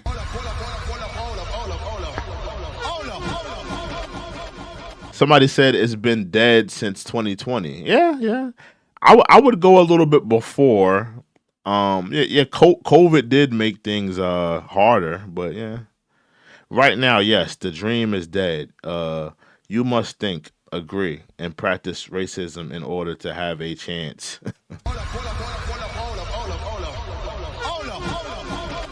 Yeah, majority of people are saying it's dead. And I'm sure there's a few Kamala Harris supporters that are also saying it's dead. Now, my question is this: now, whether you're a Trump supporter or whether you're a Kamala Harris supporter, if the American dream is officially dead, right? Let me see if I can word this right. If the American dream is officially dead, let me focus on the Kamala Harris supporters. Actually, Trump supporters, sit this one out for 1 second. If the American dream is officially dead, right? And Biden has been in office for 3.5 years. The dream is dead. Why are you guys voting for Kamala Harris? That's just my opinion. Why are you voting for Kamala Harris if the dream is officially dead? I'm gonna get to the Trump supporters. Let me just focus on the Democrats and Trump and the Kamala Harris supporters. If the dream is officially dead, in the trash, it like literally, it has no pulse. Maggots are coming out of the body. It's already been toe tagged. Why are you voting for Kamala, and what do you think she's gonna do to fix it? She's been in office for the last 3.5 years. What have you seen as recent to say that Kamala Harris is going to be the one to turn this thing around? Oh my God!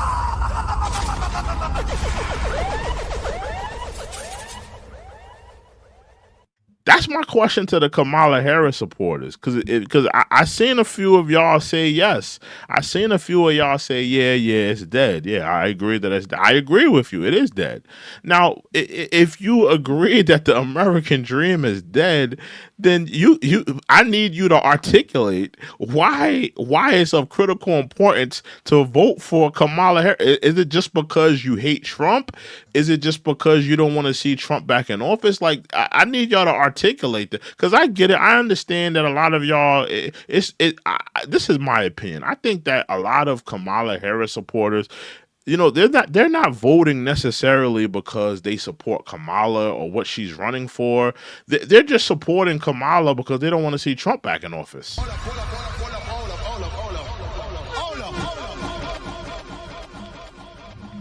It's not that she has the right answers, and we're gonna get to Trump. We're gonna get to Trump, guys. I'm just asking the Kamala Harris supporters this question right now, But I do feel like a lot of Kamala Harris supporters, it's not necessarily that you're in love with her agenda or you're in love with what she's running about. It's just that you hate Trump. You hate Trump. You hate everything he stands for. You think that he takes advantage of the law. You think that you think he's a dictator, a tyrant. You think he's the worst thing on the planet. I mean, you're gonna, of course, you're gonna ignore all the things that other presidents done. You're not gonna talk about, Barack Obama dropping drones and bombs on innocent people. Oh, you're gonna forget that.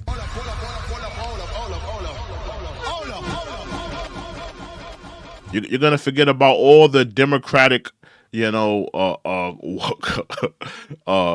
criminals that took office and was criminals, you're gonna forget about that. You're just gonna single out Trump like he's the worst thing on the planet. But I get it, But I don't understand why you would vote for Kamala if you officially believe that the American dream is dead. Like I don't get it. I don't like if you know that the dream is dead, then what are you voting for her for? She doesn't have a track record of fixing things. There's no track record of her fixing things. Kamala Harris has a track record of packing black men in jail like sardines. That's her track record.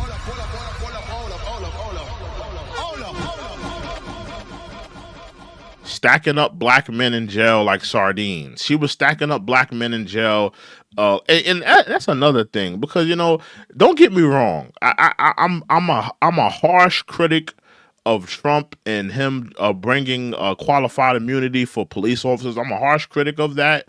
I'm a harsh critic of him wanting to empower police more. I'm a harsh critic of a lot of things, but make no mistake, Kamala Harris was working in collaboration with white supremacist officers. Make no mistake about that. So, I find it funny how, especially a lot of black Democratic people, black Democratic voters, they love to talk about what Trump did in terms of, Trump is supporting qualified immunity for officers and he did this and he did that, which I disagree with.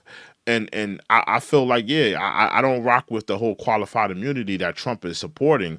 But, I mean, are we just going to ignore that Kamala was a district attorney? She was a prosecutor. She was working in collaboration with these white supremacist officers. These were the same officers going out, harassing black men, pulling them over with felonious, reasons, trumped up charges, false imprisonments. And who was the one supporting, backing those white supremacist officers? It was Kamala Harris. So I just find it funny how, we're supposed to just look at Trump and say, well, he's supporting qualified immunity. He wants to empower police officers. But I mean, Kamala Harris made a career out of empowering police officers. She was the one backing up and providing receipts for these police officers, protecting them, shielding them, backing up their stories. This woman made a career out of supporting and backing white supremacist officers. So I just find that funny.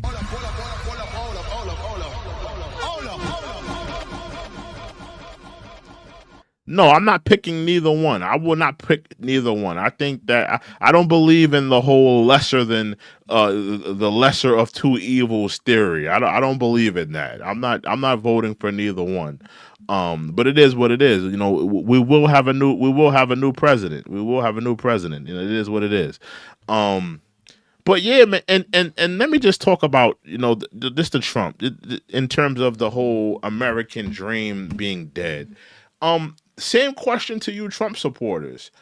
If you feel like the American dream is dead, and I agree with that statement, if you feel like the dream is dead, do you feel like Trump will have enough power? Because I know a lot of y'all feel like he could fix it, which I think it's asinine to think that he could fix the American dream. It's just come on, let's be realistic, Trump supporters.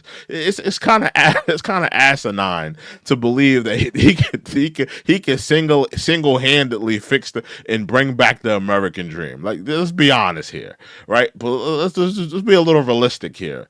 But as a Trump supporter that knows that the American dream is dead, I need y'all to articulate to me, why are we voting for Trump if the American dream is officially dead? If we know the American dream is officially dead, and even if you love Trump, you back Trump, and you want him in office, and you feel like he's probably the best guy to be in office, we all know he's going to have an uphill battle to even, even if he tried to, get this country back in order? Do you really think the Democrats in Congress are going to work in collaboration with him?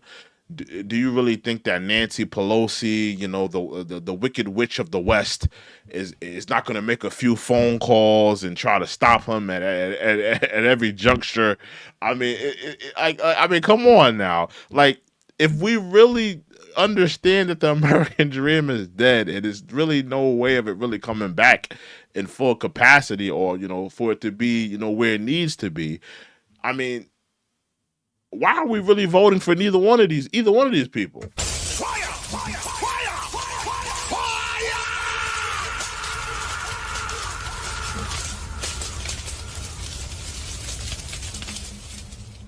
I'm just asking the question. I'm just asking the question. That's all. I'm just asking the question. I'm very inquisitive. I'm just asking the question. Just asking the question. Let's get back into it though. I just wanted to answer that. I'm gonna check out some of you guys' answers in the chat. I'm taking a look at it. I'm gonna play this. I'm gonna get back into this. Time today, they don't talk about it. Don't lose hope. We have to have hope. Don't lose hope. Our country's an embarrassment. The whole world is laughing at us. We're going to be stronger. They weren't laughing at us 4 years ago. They were not unhappy to see me head off. And they said, thank goodness we'll never have to see him or deal with him again. China had to pay $472 billion in tariffs. No other president took in 10 cents from China. Not 10 cents. No president took in 10 cents. And remember this, and I just say this, if you look at Ukraine and Russia, but they say Russia. I stopped the Russian pipeline. It's called Nord Stream 2. Nobody ever heard of it until I came along. I stopped the biggest economic development job, the biggest job they've ever done. I stopped it cold. When Biden came in, he let them build, but he killed our Keystone pipeline, which we needed. He killed Keystone, so he killed, but think of it. And remember this about Russia. Under Bush, they took a lot. Under Biden and Barack Hussein Obama, has anyone ever heard of him, Barack? The deceiver.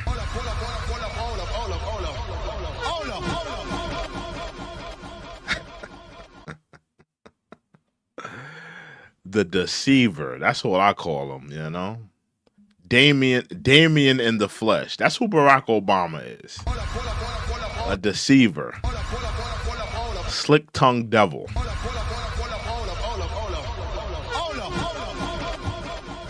Barack Hussein, a lot of people say he's actually running the country right now. I don't think so.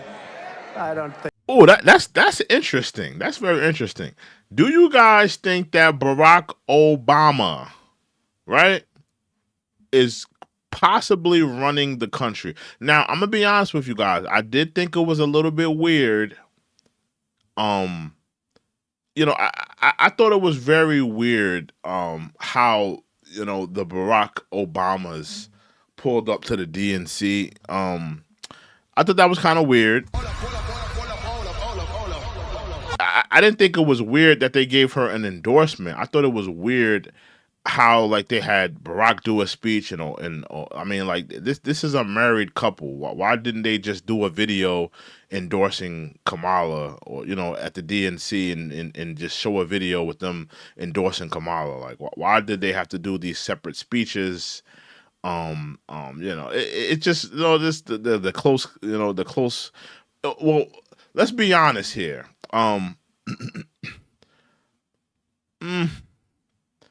Nancy Pelosi and Barack Obama, they absolutely were the ones that pushed the button to kick Joe Biden out of office. Make no mistake about that. Nancy Pelosi and Barack Obama, they were the ones that pushed the button on kicking Joe Biden out. Are we all in agreement with that? Those are the only two Democrats that would have enough pull to kick Joe Biden out. You got to think how long Joe Biden's been in politics for. I mean, this man has been making his bones for a long time, in politics. I mean, the only people that would have enough pull to get him out of that White House would have to be Nancy Pelosi and Barack Obama. Those are the only two people, in my opinion, that would have enough pull to even get him out of that presidential role.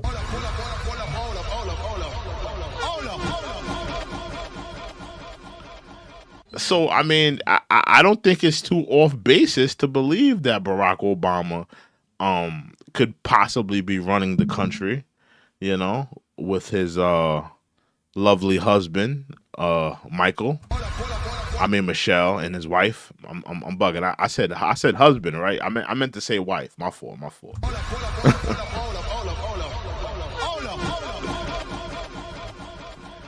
Yeah, but I have wondered that. I have wondered that though. I think so. But some people say he's running our country. But I don't think it's Biden. Under Barack Hussein Obama, they took a lot, right? Under Biden, they're taking everything. This is Russia. They're taking everything. I mean, Ukraine is destroyed. It's destroyed. They could have made a deal. And you didn't even have to make a deal. Putin was never going in if I were president. But even if he did, you could have made a deal. Now the whole place is destroyed. The cities are knocked down. Millions of people are dead. Far more people are dead than anybody knows. Far more people. When you see those cities get knocked down and they say 2 people are injured, it's all a lot of fake news, I'll tell you. The people are dead, millions of people. And now the whole place has been, the cities have been knocked down, the whole place. They could have made a deal 3 years ago and everything would be happy, vibrant. Their heritage wouldn't have been broken. Those beautiful golden towers are taken down. All of those beautiful ancient towers are rubble on the ground now. I mean, any deal they make, what's the deal? They have to go back.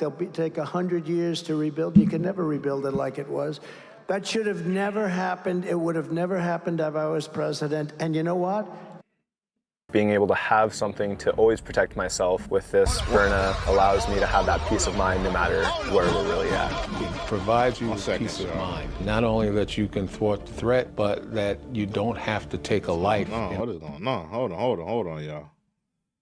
Hold on. In order to do what is going on? Do so. It didn't happen. My fault about that, y'all. My fault.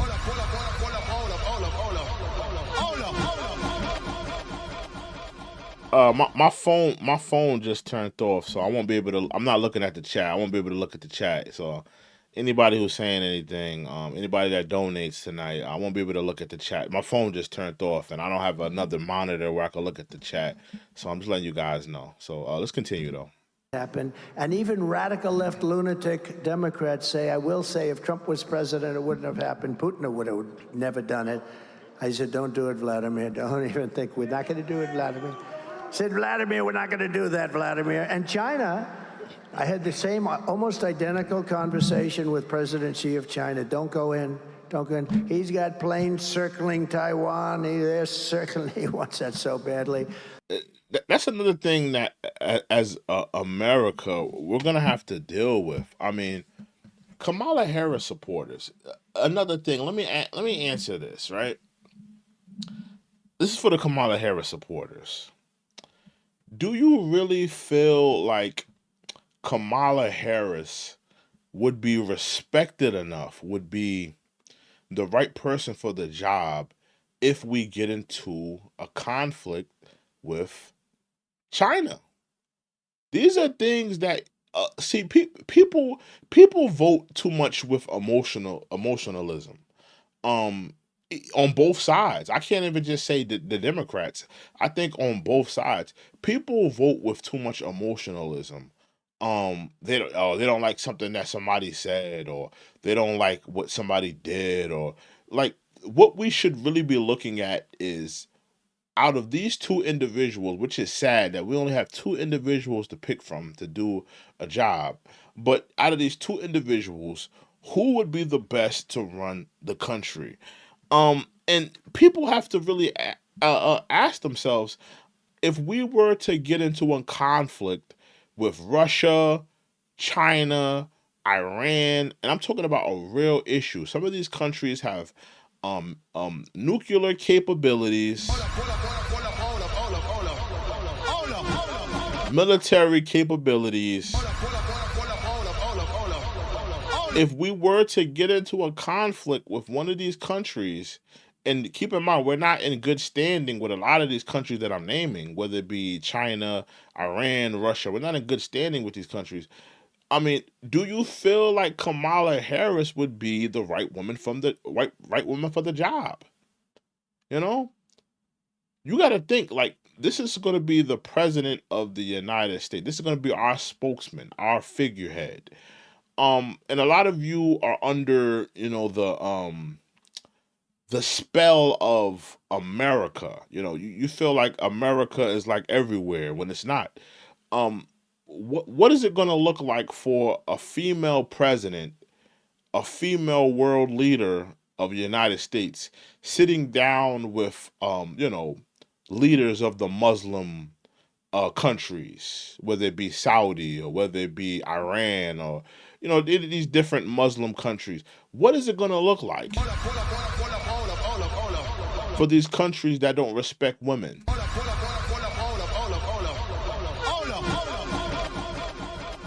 Do you feel like Kamala Harris would be the right person for the job? Do you feel comfortable? Do you feel like she would be smart enough, respectfully, to protect this country's interest?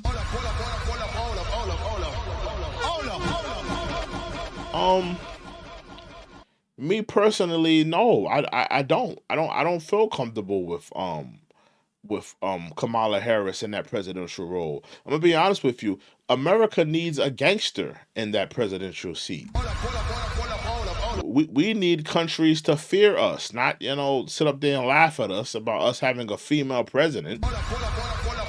And keep in mind, people love to say, "Oh, y'all just don't want to see a woman in power." Yada yada. That's the narrative right now that people want to run with. The reality is this: that the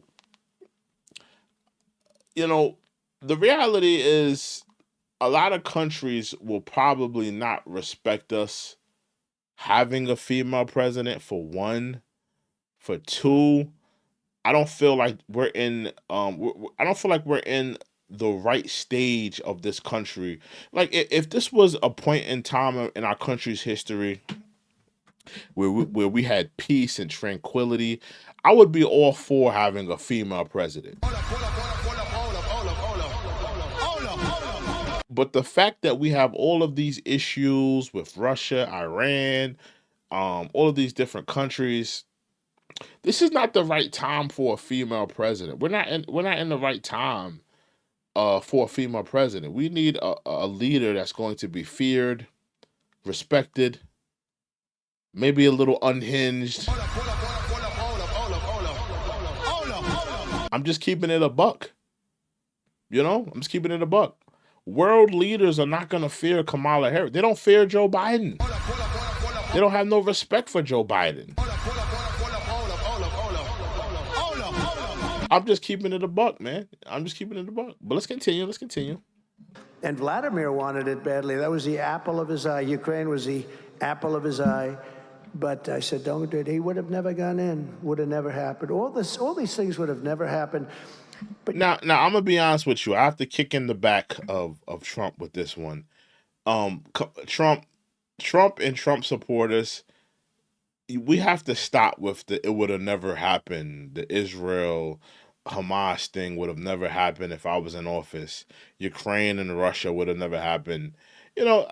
I'm gonna cut him a little slack on the Russia Ukraine thing because he did have a decent relationship with Putin, but I'm gonna be honest with you. The whole Hamas Israel thing, I mean, it's already been reported that they were working on that attack for years. So I don't believe that Trump could have stopped that. They were working on that for years. But I'll shoot him a little bit of bell for the Russia Ukraine thing. But I hate when Trump says, "Oh, it would have never happened." I disagree. I disagree on that. Let's continue. Ukraine now, I see Zelensky is here. I think Zelensky's the greatest salesman in history.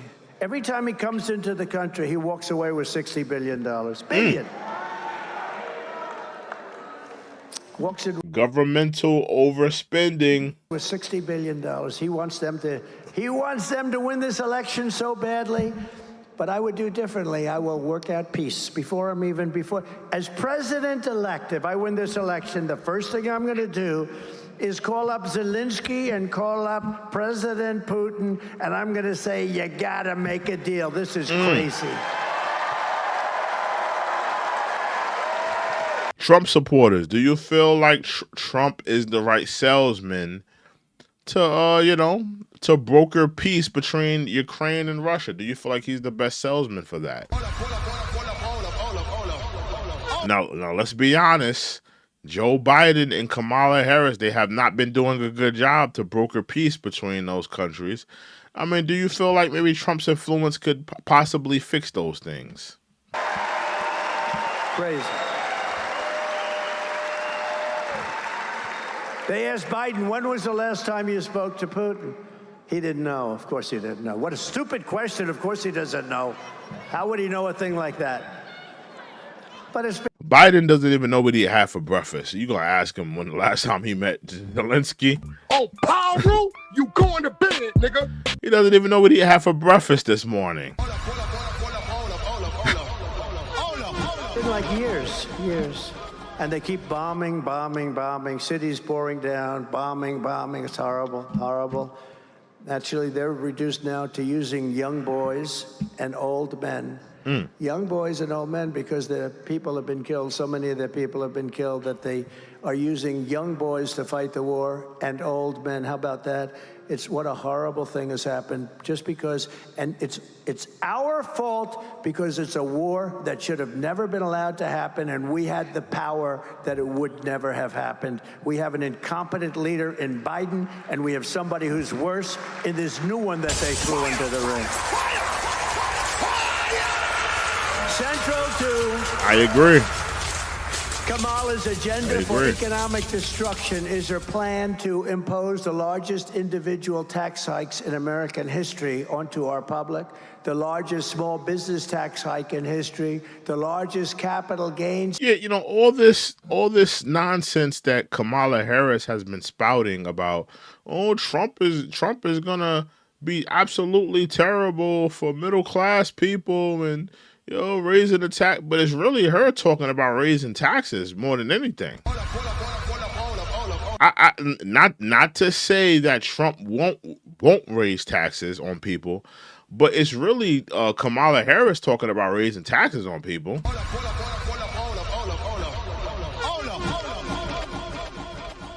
Tax hike in history. How about the capital gains tax, right? How about that one? And Kamala Harris keeps talking about helping out people with a lot of kids during tax season and raising up not raising but allowing people with kids to get more money during tax season. That's the last thing we need. If you ask me, those are the only people making money during tax season, is the people with a bunch of damn kids. We don't give a damn about a woman in the inner city with 10 different baby daddies popping out kids every 12 months. Hey, come on, man. Those are the only people making money. Those are the only people making any type of cash during tax season come swinging around. It's absolutely deplorable. And even the brand new wealth confiscation tax or unrealized capital gain. How about that? Unrealized. I know a lot of people that are rich, but they have no cash. They're rich as hell, but what are they going to do? They have to pay cash to unrealized. In other words, you pay a capital gains tax even though you're not selling your property, your stock, or whatever it might be. I don't think it's ever even been done. It's been thought of by communist nations, but I don't think it's ever been done. Her father is a fascist. He's a Marxist, and he's a teacher of Marxist economics. What the hell are we doing? What are we doing? Where have we come? $5 drinks, $5 bites, $5. 1 second, y'all.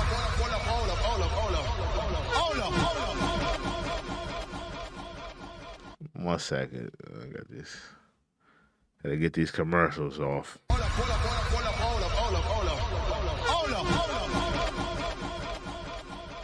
Annihilate, if they do that unrealized capital gain, which I can't believe they can pull it off, but if they do it, it'll annihilate the stock market and wipe out the savings of millions of seniors and middle-class families. It'll wipe out our country. Our country will be driven in, I think anyway it'll happen. If, you know, a lot of people say the only reason the stock market's high is everyone thinks I'm going to win the election. I believe that's true. A lot of the biggest, smartest. Uncle Sam, look, it's Uncle Sam. Uncle Sam is here. Do you agree with that? Uncle Sam says, no, a lot of people agree. I think it's going to be horrible. We don't win for so many other reasons, too, but you'll have a depression like 1929. Kamala Harris is the tax queen, and she's coming for your money, she's coming for your pensions, and she's coming for your savings unless you defeat her in November and you want to take away your guns. Remember that. Always remember that. As president, I will keep Kamala's greedy hands out of your pockets, and we will deliver gigantic tax cuts. I need y'all to hit that like button, hit that subscribe button.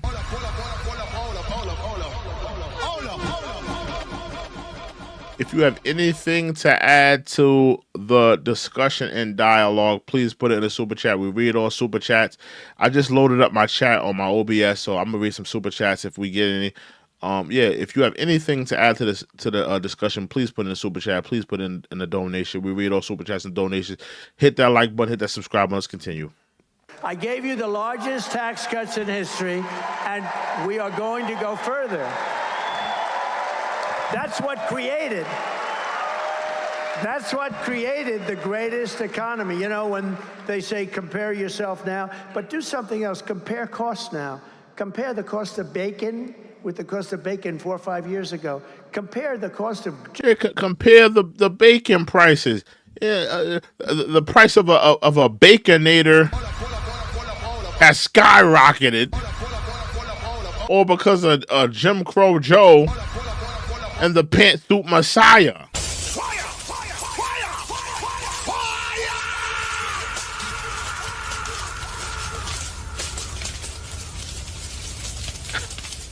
It's ridiculous, man. It don't make no damn sense.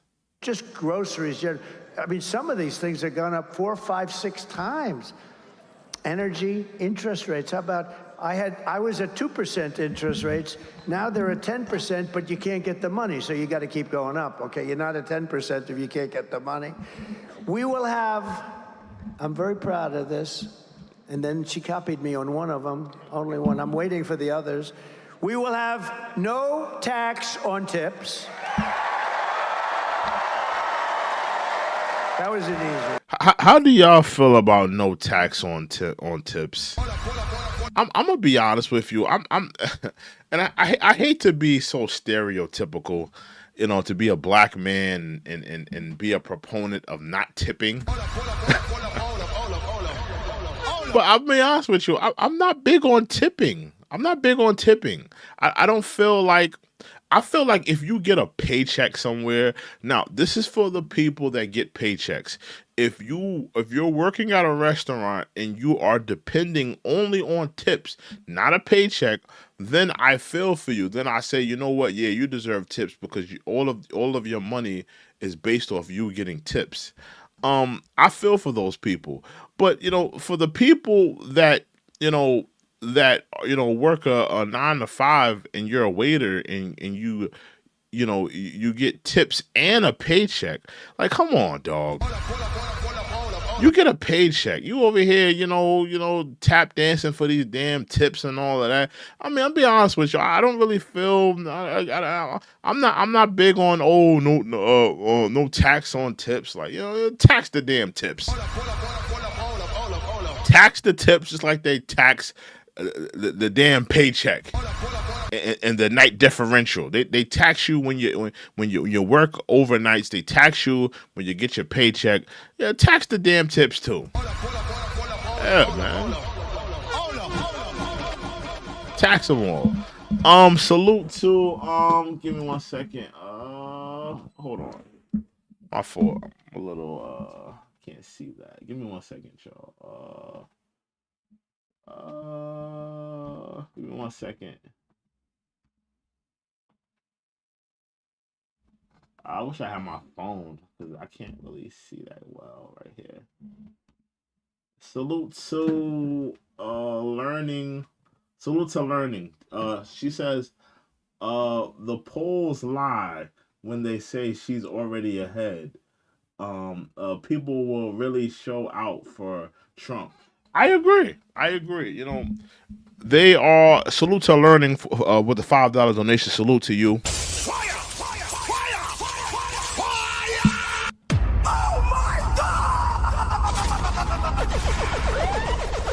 Yeah, I agree.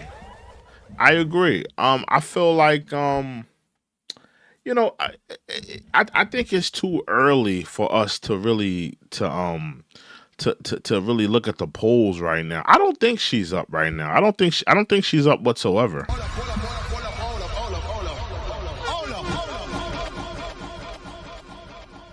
I don't think she's up whatsoever. I don't think that she has any type of pull ahead. I feel like right now, I think Trump is in the lead right now. I feel like Trump is doing a better job right now. I'm not going off of the polls. I think the polls are a little. I think this is what I think. I think there's a lot of undecided people that are going to make their final judgment when they get in that poll. Because there's a lot of people that's looking at Kamala and they're not really happy with the last 3.5 years. Those are the people that the Democrats, they need to find a way to talk to those people. The people that are undecided and they haven't been happy for the last 3.5 years, they need to talk to those people. Because those are the people. They're gonna get in that voting poll and they're gonna say, "Yeah, Trump is a dictator. Trump is a criminal. Trump is this and Trump is that." But these last 3.5 years, they've been hell. I'm gonna vote for Trump. So those are the people that they need to be talking to. But yeah, I agree with you on that.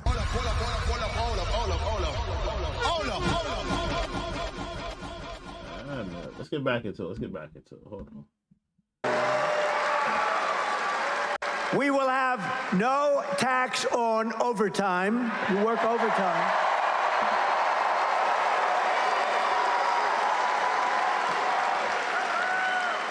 And for our seniors who have been decimated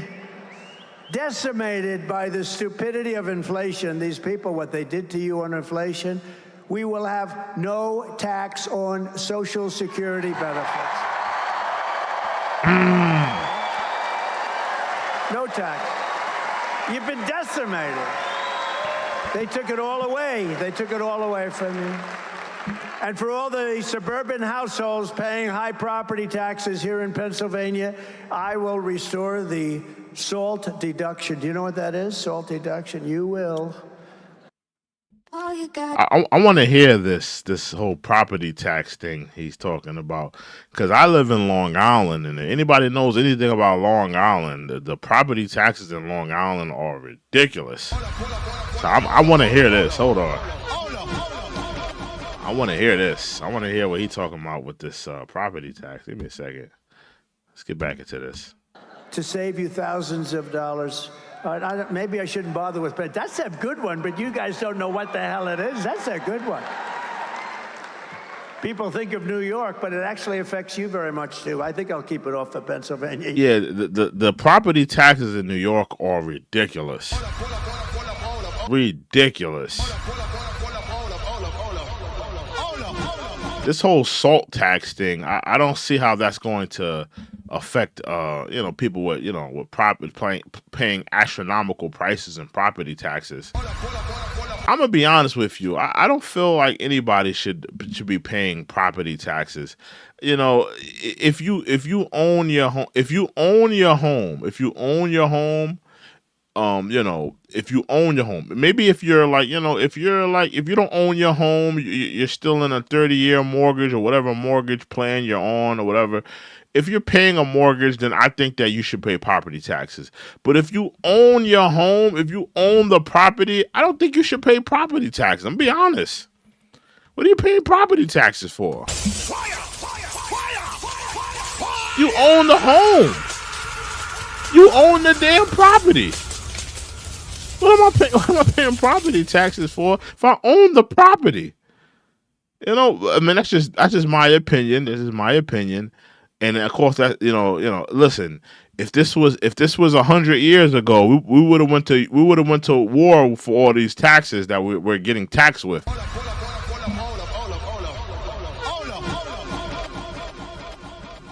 Yeah, you know, I'm not a fan of the whole property tax thing. I think if you're paying a mortgage, you know, you owe money to a bank if you're in a 30-year mortgage or something like that. Yeah, absolutely. You're a renter or something like that. Yeah, pay some property taxes. But if you own your home outright, if you own your property, I don't think you should pay no property taxes. You know? And like I said, if this was 150 years ago, if this was about 200 years ago, we would have went to war for all these taxes they're hitting us over the head with.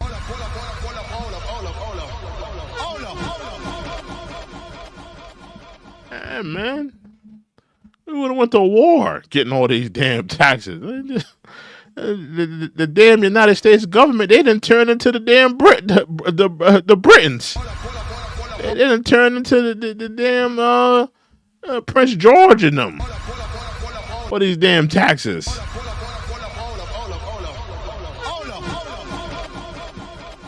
Don't make no damn sense, man.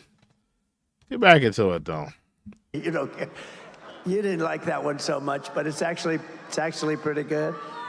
It's no wonder that Kamala Harris was just officially endorsed by IRS agents. Do you believe it? That's when you'd say, I'd rather not have that endorsement, but I've been endorsed by virtually every police group in the entire nation. Now, listen, the whole qualified immunity thing, that's something that people are, you're going to have to watch that whole qualified immunity. And listen, man, it's going to affect all Americans. Now, will it affect Black America more than anyone? Absolutely. Absolutely. Because they try to criminalize us more than any other race.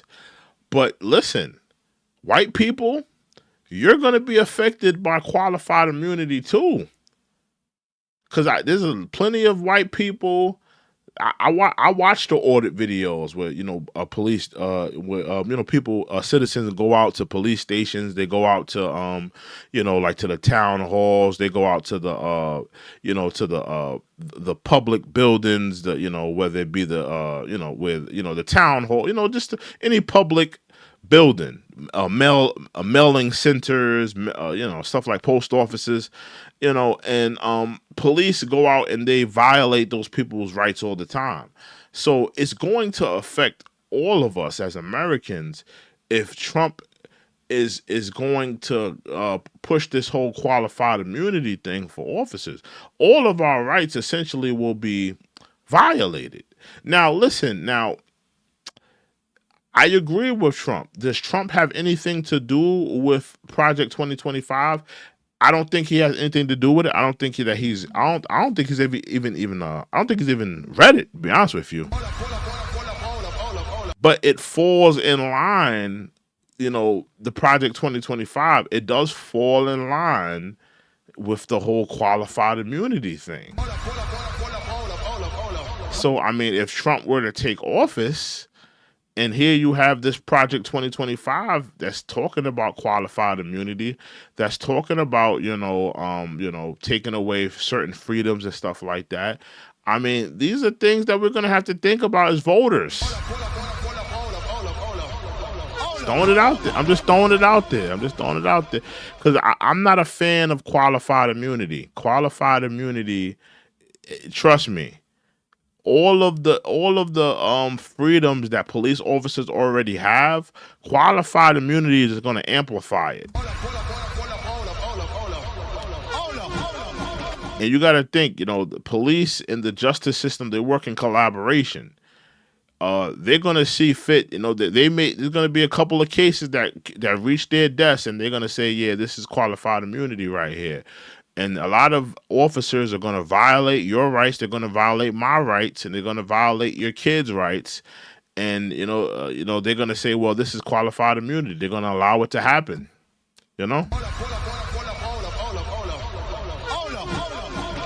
And Trump is a proponent of qualified immunity, So Trump supporters, listen.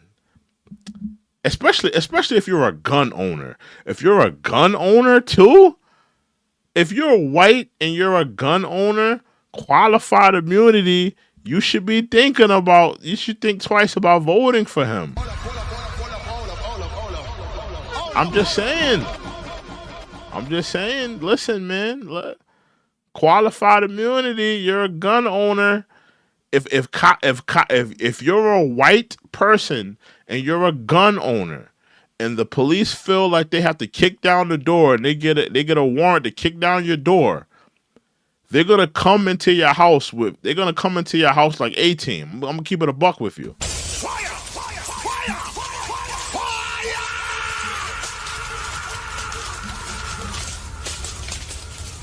If police know that you're a registered gun owner and you're a white man, they know you got 100 guns in your home, and then Trump signs a bill where police get qualified immunity, they're gonna go into your house like SEAL Team 6.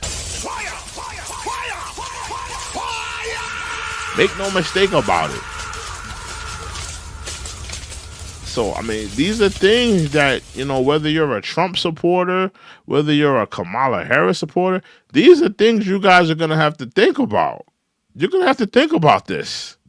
Because he's speaking, he already spoke with the police. I think he spoke with an organization with a bunch of, he spoke to like a room full of police officers, and he talked about how he wanted to give them qualified immunity. So these are things that you guys are going to have to think about.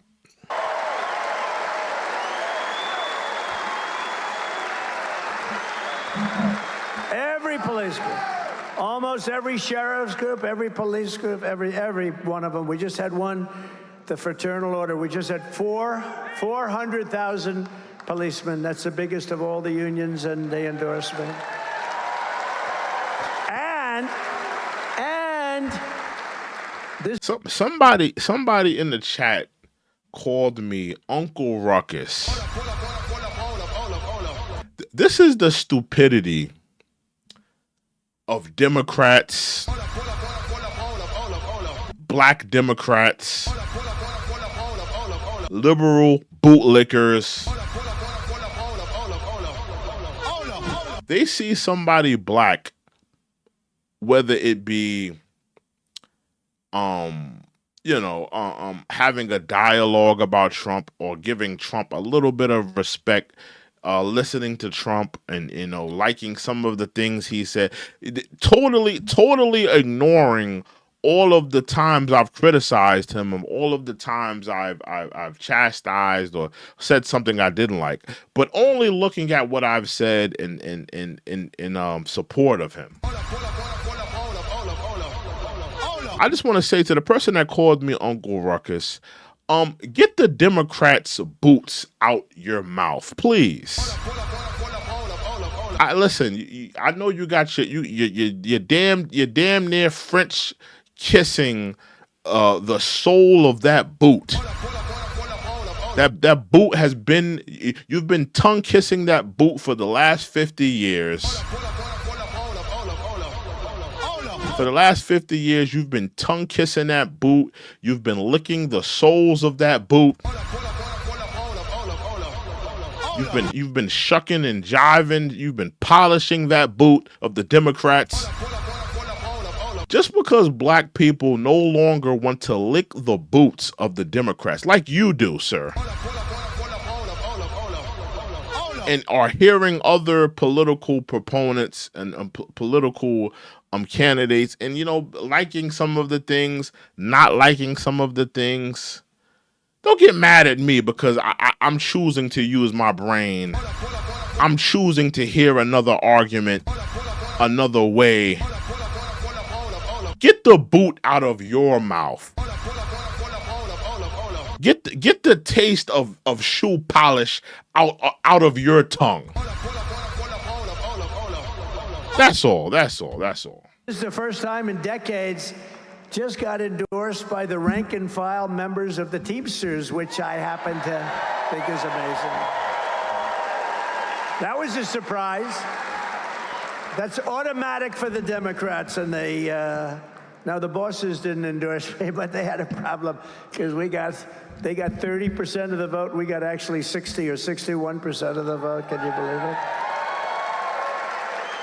So the people that were in the 61, the people that want us, they said, well, how come you didn't endorse them? Why do you? They're just going to take a pass. But maybe that's okay. That's all right. We know where they stand, and that's good.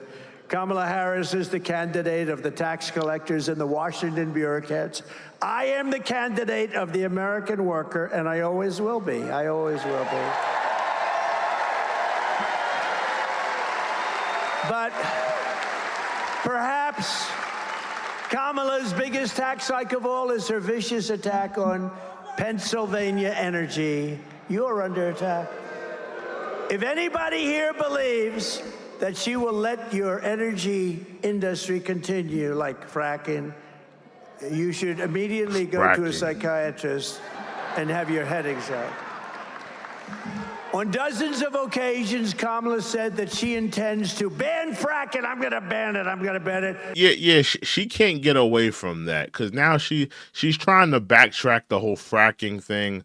Any of y'all saw the debates, or where she's trying to backtrack from the fracking? She's trying to disassociate herself from the fracking. Kamala Harris, there's been years of you saying that you're going to ban fracking. You can't get away from certain things.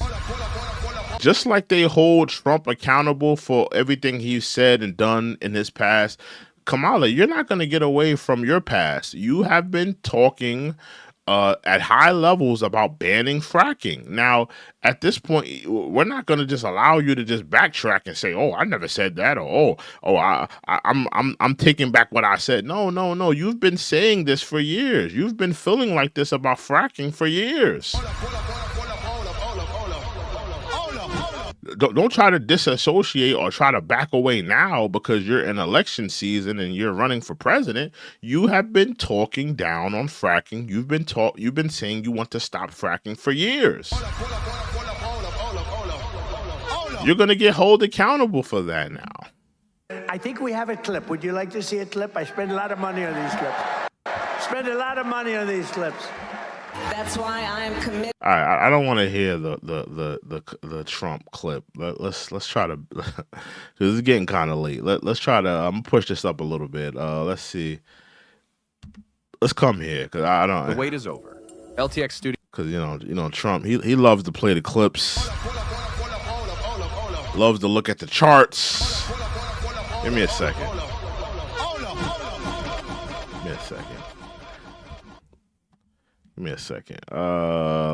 Let's get here. Else could have done. It is now where it always had to be, with the states and a vote of the people. He's talking about abortion rights. And it is and will be with powerful exceptions like those that Ronald Reagan insisted on for rape, incest, and the life. Hold on, give me one second, y'all, because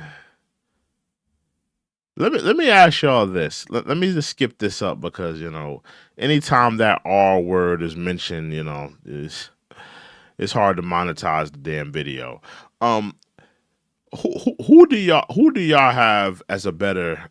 Let me not say that because I already know what the answer is going to be. Do you feel like Trump? This is my question. Do you guys feel like Trump, um, what was I about to say in terms of what Trump is doing? Do you feel like Trump is trying to model his presidency after Reaganomics and the Reagan years? Do you feel like Trump is trying to model his presidency after Ronald Reagan?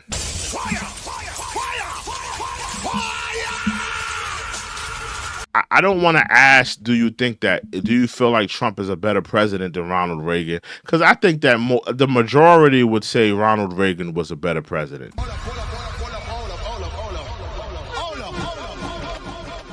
I mean, if you go back and you look at, when Ronald Reagan was running, I think didn't Ronald Reagan win?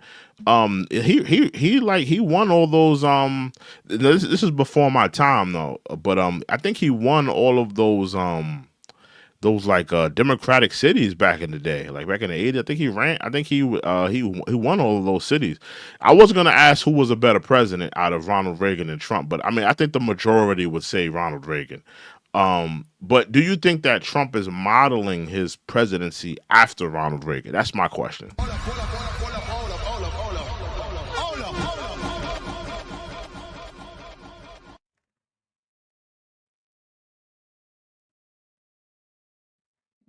Somebody said, why are you even entertaining Trump? He's not FUBU. He's not for us, by us. Like, why does somebody have to be for us and by us? We're having a political discussions. We all are Americans. We live in America. A lot of us are voting this election season. I don't understand, like, does somebody have to be a part of the black community or a part of, what, I don't know, like, I guess maybe the hip hop community to feel like we should talk about them? I think we could talk about anybody. Trump is an American. I'm an American. We're talking about him. Oh, Powell, you going to bed, nigga. I don't understand the phrase of questioning with that. Somebody said no. You don't feel like he's trying to model his presidency after Ronald? I mean, I agree. I'm not going to ask who was a better president. I think the majority would say Reagan was a better president. Yeah, I think the majority would say Reagan was a better president. Let's continue. The fact is, for 52 years, they've been trying to do what we did, and the votes are all taking place in Ohio. It took place in Kansas, and it was more liberal than people would have thought. But it's taking place all over the land, and the vote's going to change, and it's being negotiated. But it's the vote of the people, and it's with the exceptions. We want to have the exceptions. Some people have to follow their heart, but it's hard not to have the exceptions. It really is. But that's all they talk about. The country's falling apart. We're going to end up in World War III, and all they can talk about is abortion. That's all they talk about. Yeah, I feel like the Democrats are not, like I said this earlier in this broadcast, that the Democrats, they're not really focusing on what the common man in America are dealing with. Now, don't get me wrong, American women, abortion is definitely at the top of the ticket for them. But for the common man in America, they're not really talking to those issues. The common man, the issues that the common man in America are dealing with are all economy based. Immigration, inflation. And that's why I'm saying that, I think that Trump is appealing to more of, the common man, because the Democrats, they're making things issues that, are not, heavy on the common man's mind. Like, gun violence and abortion, that's not on the common man's mind right now. The common man is worried about, providing groceries for his family. The common man is worried about, immigrants flooding into his community, while he's paying property taxes on a home. That's what the common man are essentially dealing with in America.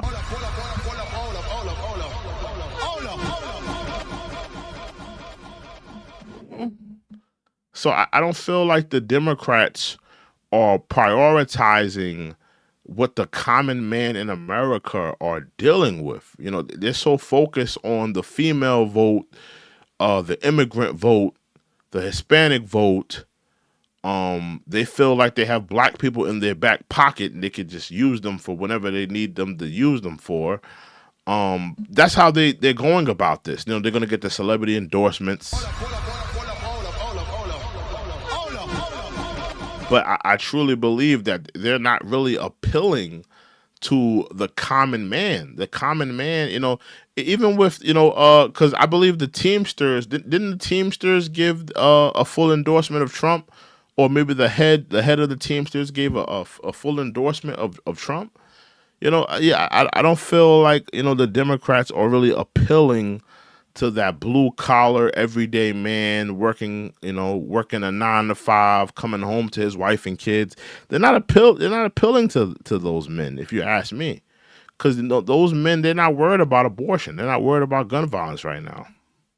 And it really no longer pertains because we've done something on abortion that nobody thought was possible. And I give those 3 brilliant, if you think about it, and it's 6, but the 3 that we put in, but 6 brilliant justices of the United States Supreme Court, a tremendous hand for their intelligence. Yeah, Trump definitely did rig the Supreme Court. You know, he gonna put all his homeboys in there. I'm not mad at it. I'm not mad at it. I know some Democrats and some Kamala Harris supporters are mad at it, but I'm not mad at him putting his homeboys in there. You know he could duck them charges. I'm not mad at it. I'm not mad at it. Intelligence, but also for their courage. It took a lot of courage to do so. It's where everybody wanted it, every legal scholar, every legal expert. From the moment we take back the White House from Kamala Harris, I believe we are going to have the 4 greatest years in the history of our country.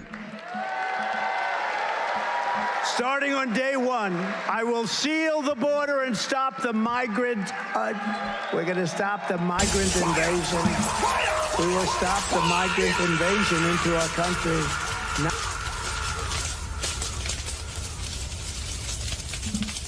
Trump has been talking about sealing the border.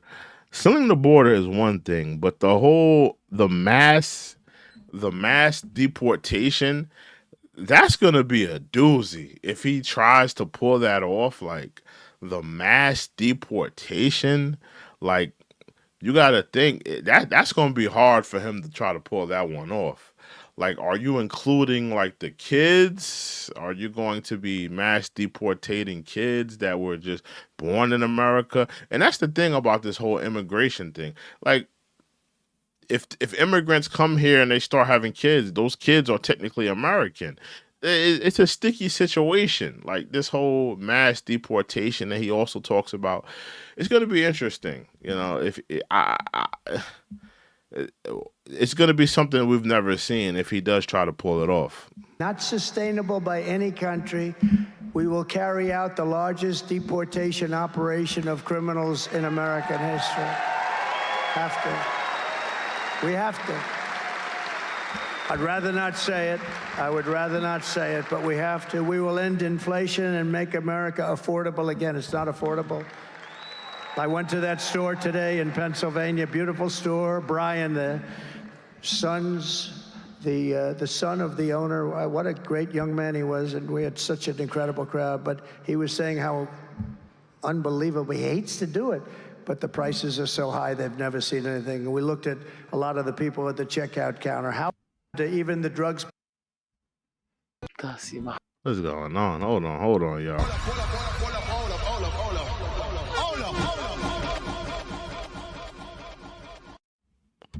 What is going on? Oh, hold on, y'all. Hold on. Give me 1 second.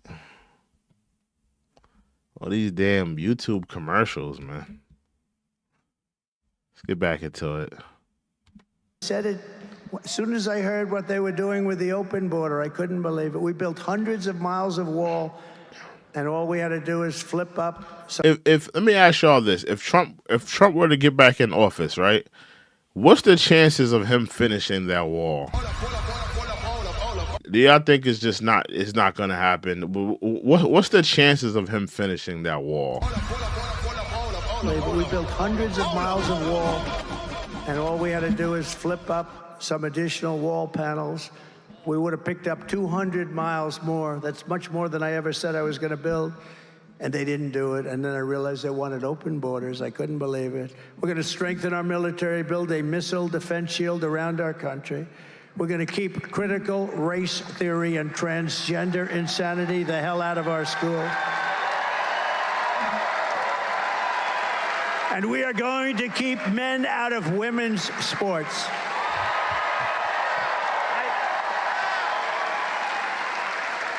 You saw the Olympics with the boxing, with the young, beautiful young Italian girl fighting a person who transitioned. Muhammad Ali would have been scared of this person.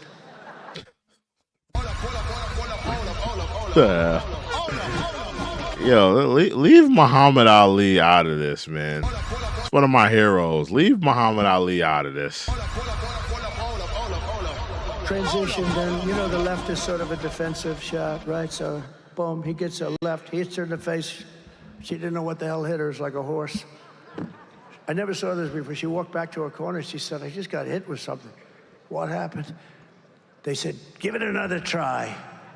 Maybe she was just lucky. Sorry. I could get in trouble for that.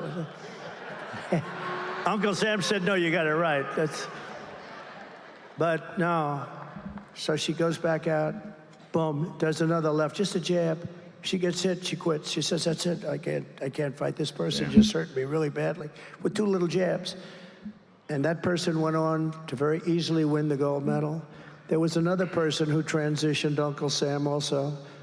Different country, transitioned, different weight class, transitioned, won the gold medal. So you had 2 people that transitioned, both happened to win the gold medal. Is anybody surprised by that?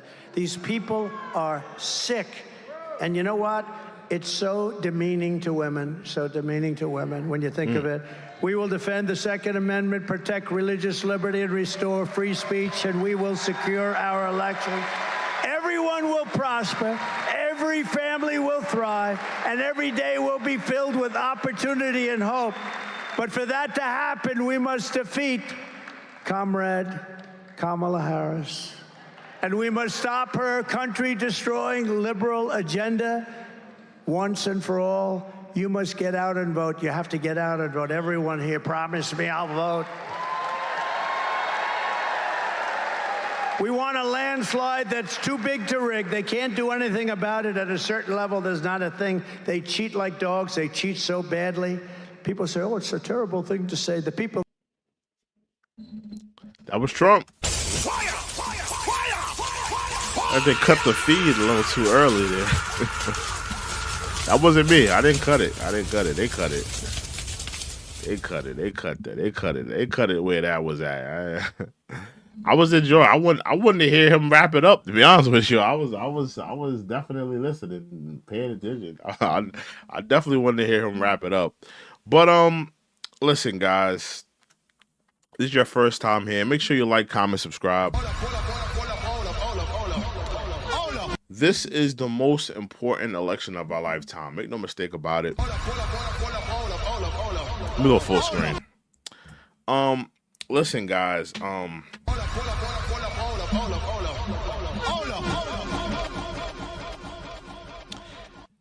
The Democrats. Let me just say a few things. The Democrats. They have to do more to make this election season a little bit more appetizing to the common man. I mean, I don't feel like as a common man in America, heterosexual, I don't feel like they're talking to what, the common man is dealing with. I hear a lot about abortion. I'm hearing a lot about gun violence and gun control. I'm hearing a lot about a lot of things. I heard about Kamala Harris, giving going against the what was it, the I forgot something about the drug industry, the insulin and stuff like that. A lot of these things just don't affect me as an everyday man. Oh, Powell, you going to bed, nigga. Yeah, I don't feel like I don't feel like the Democrats are really targeting men. I feel like they're targeting the female vote, the immigrant vote, the LGBTQ vote, the single mother vote. That's the voter block that they're tackling. They're not really tackling the men. They're not going after the men. And I think that's a flaw. That's a flaw. Because I'm gonna be honest with you, just like how women don't give a damn about the WNBA, just like women don't give a damn about female boxing, female you think of a female sports, women don't watch it. I think the Democrats are leaning a little too hard on the females. You need to be appealing to the everyday men. Y'all are not doing that.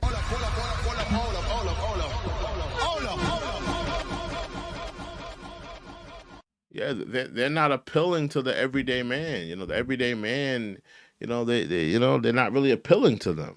In my opinion, I don't feel like they're doing enough. But it is what it is. We're gonna have a new president. We're gonna have a new president. If this is your first time here, make sure you like, comment, and subscribe.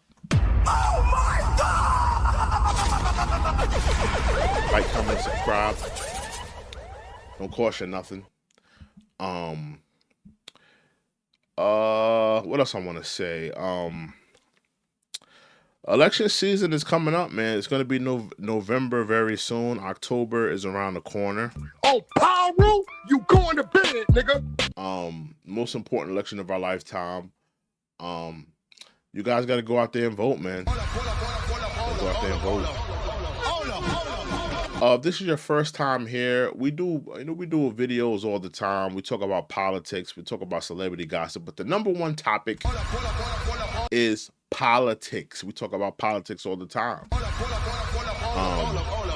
So come on back. Make sure you subscribe to the channel. Make sure you like this video. We're going to do more discussions on Trump, more discussions on Kamala, more discussions. I may do the video on Kamala and Oprah tomorrow. I may do that tomorrow.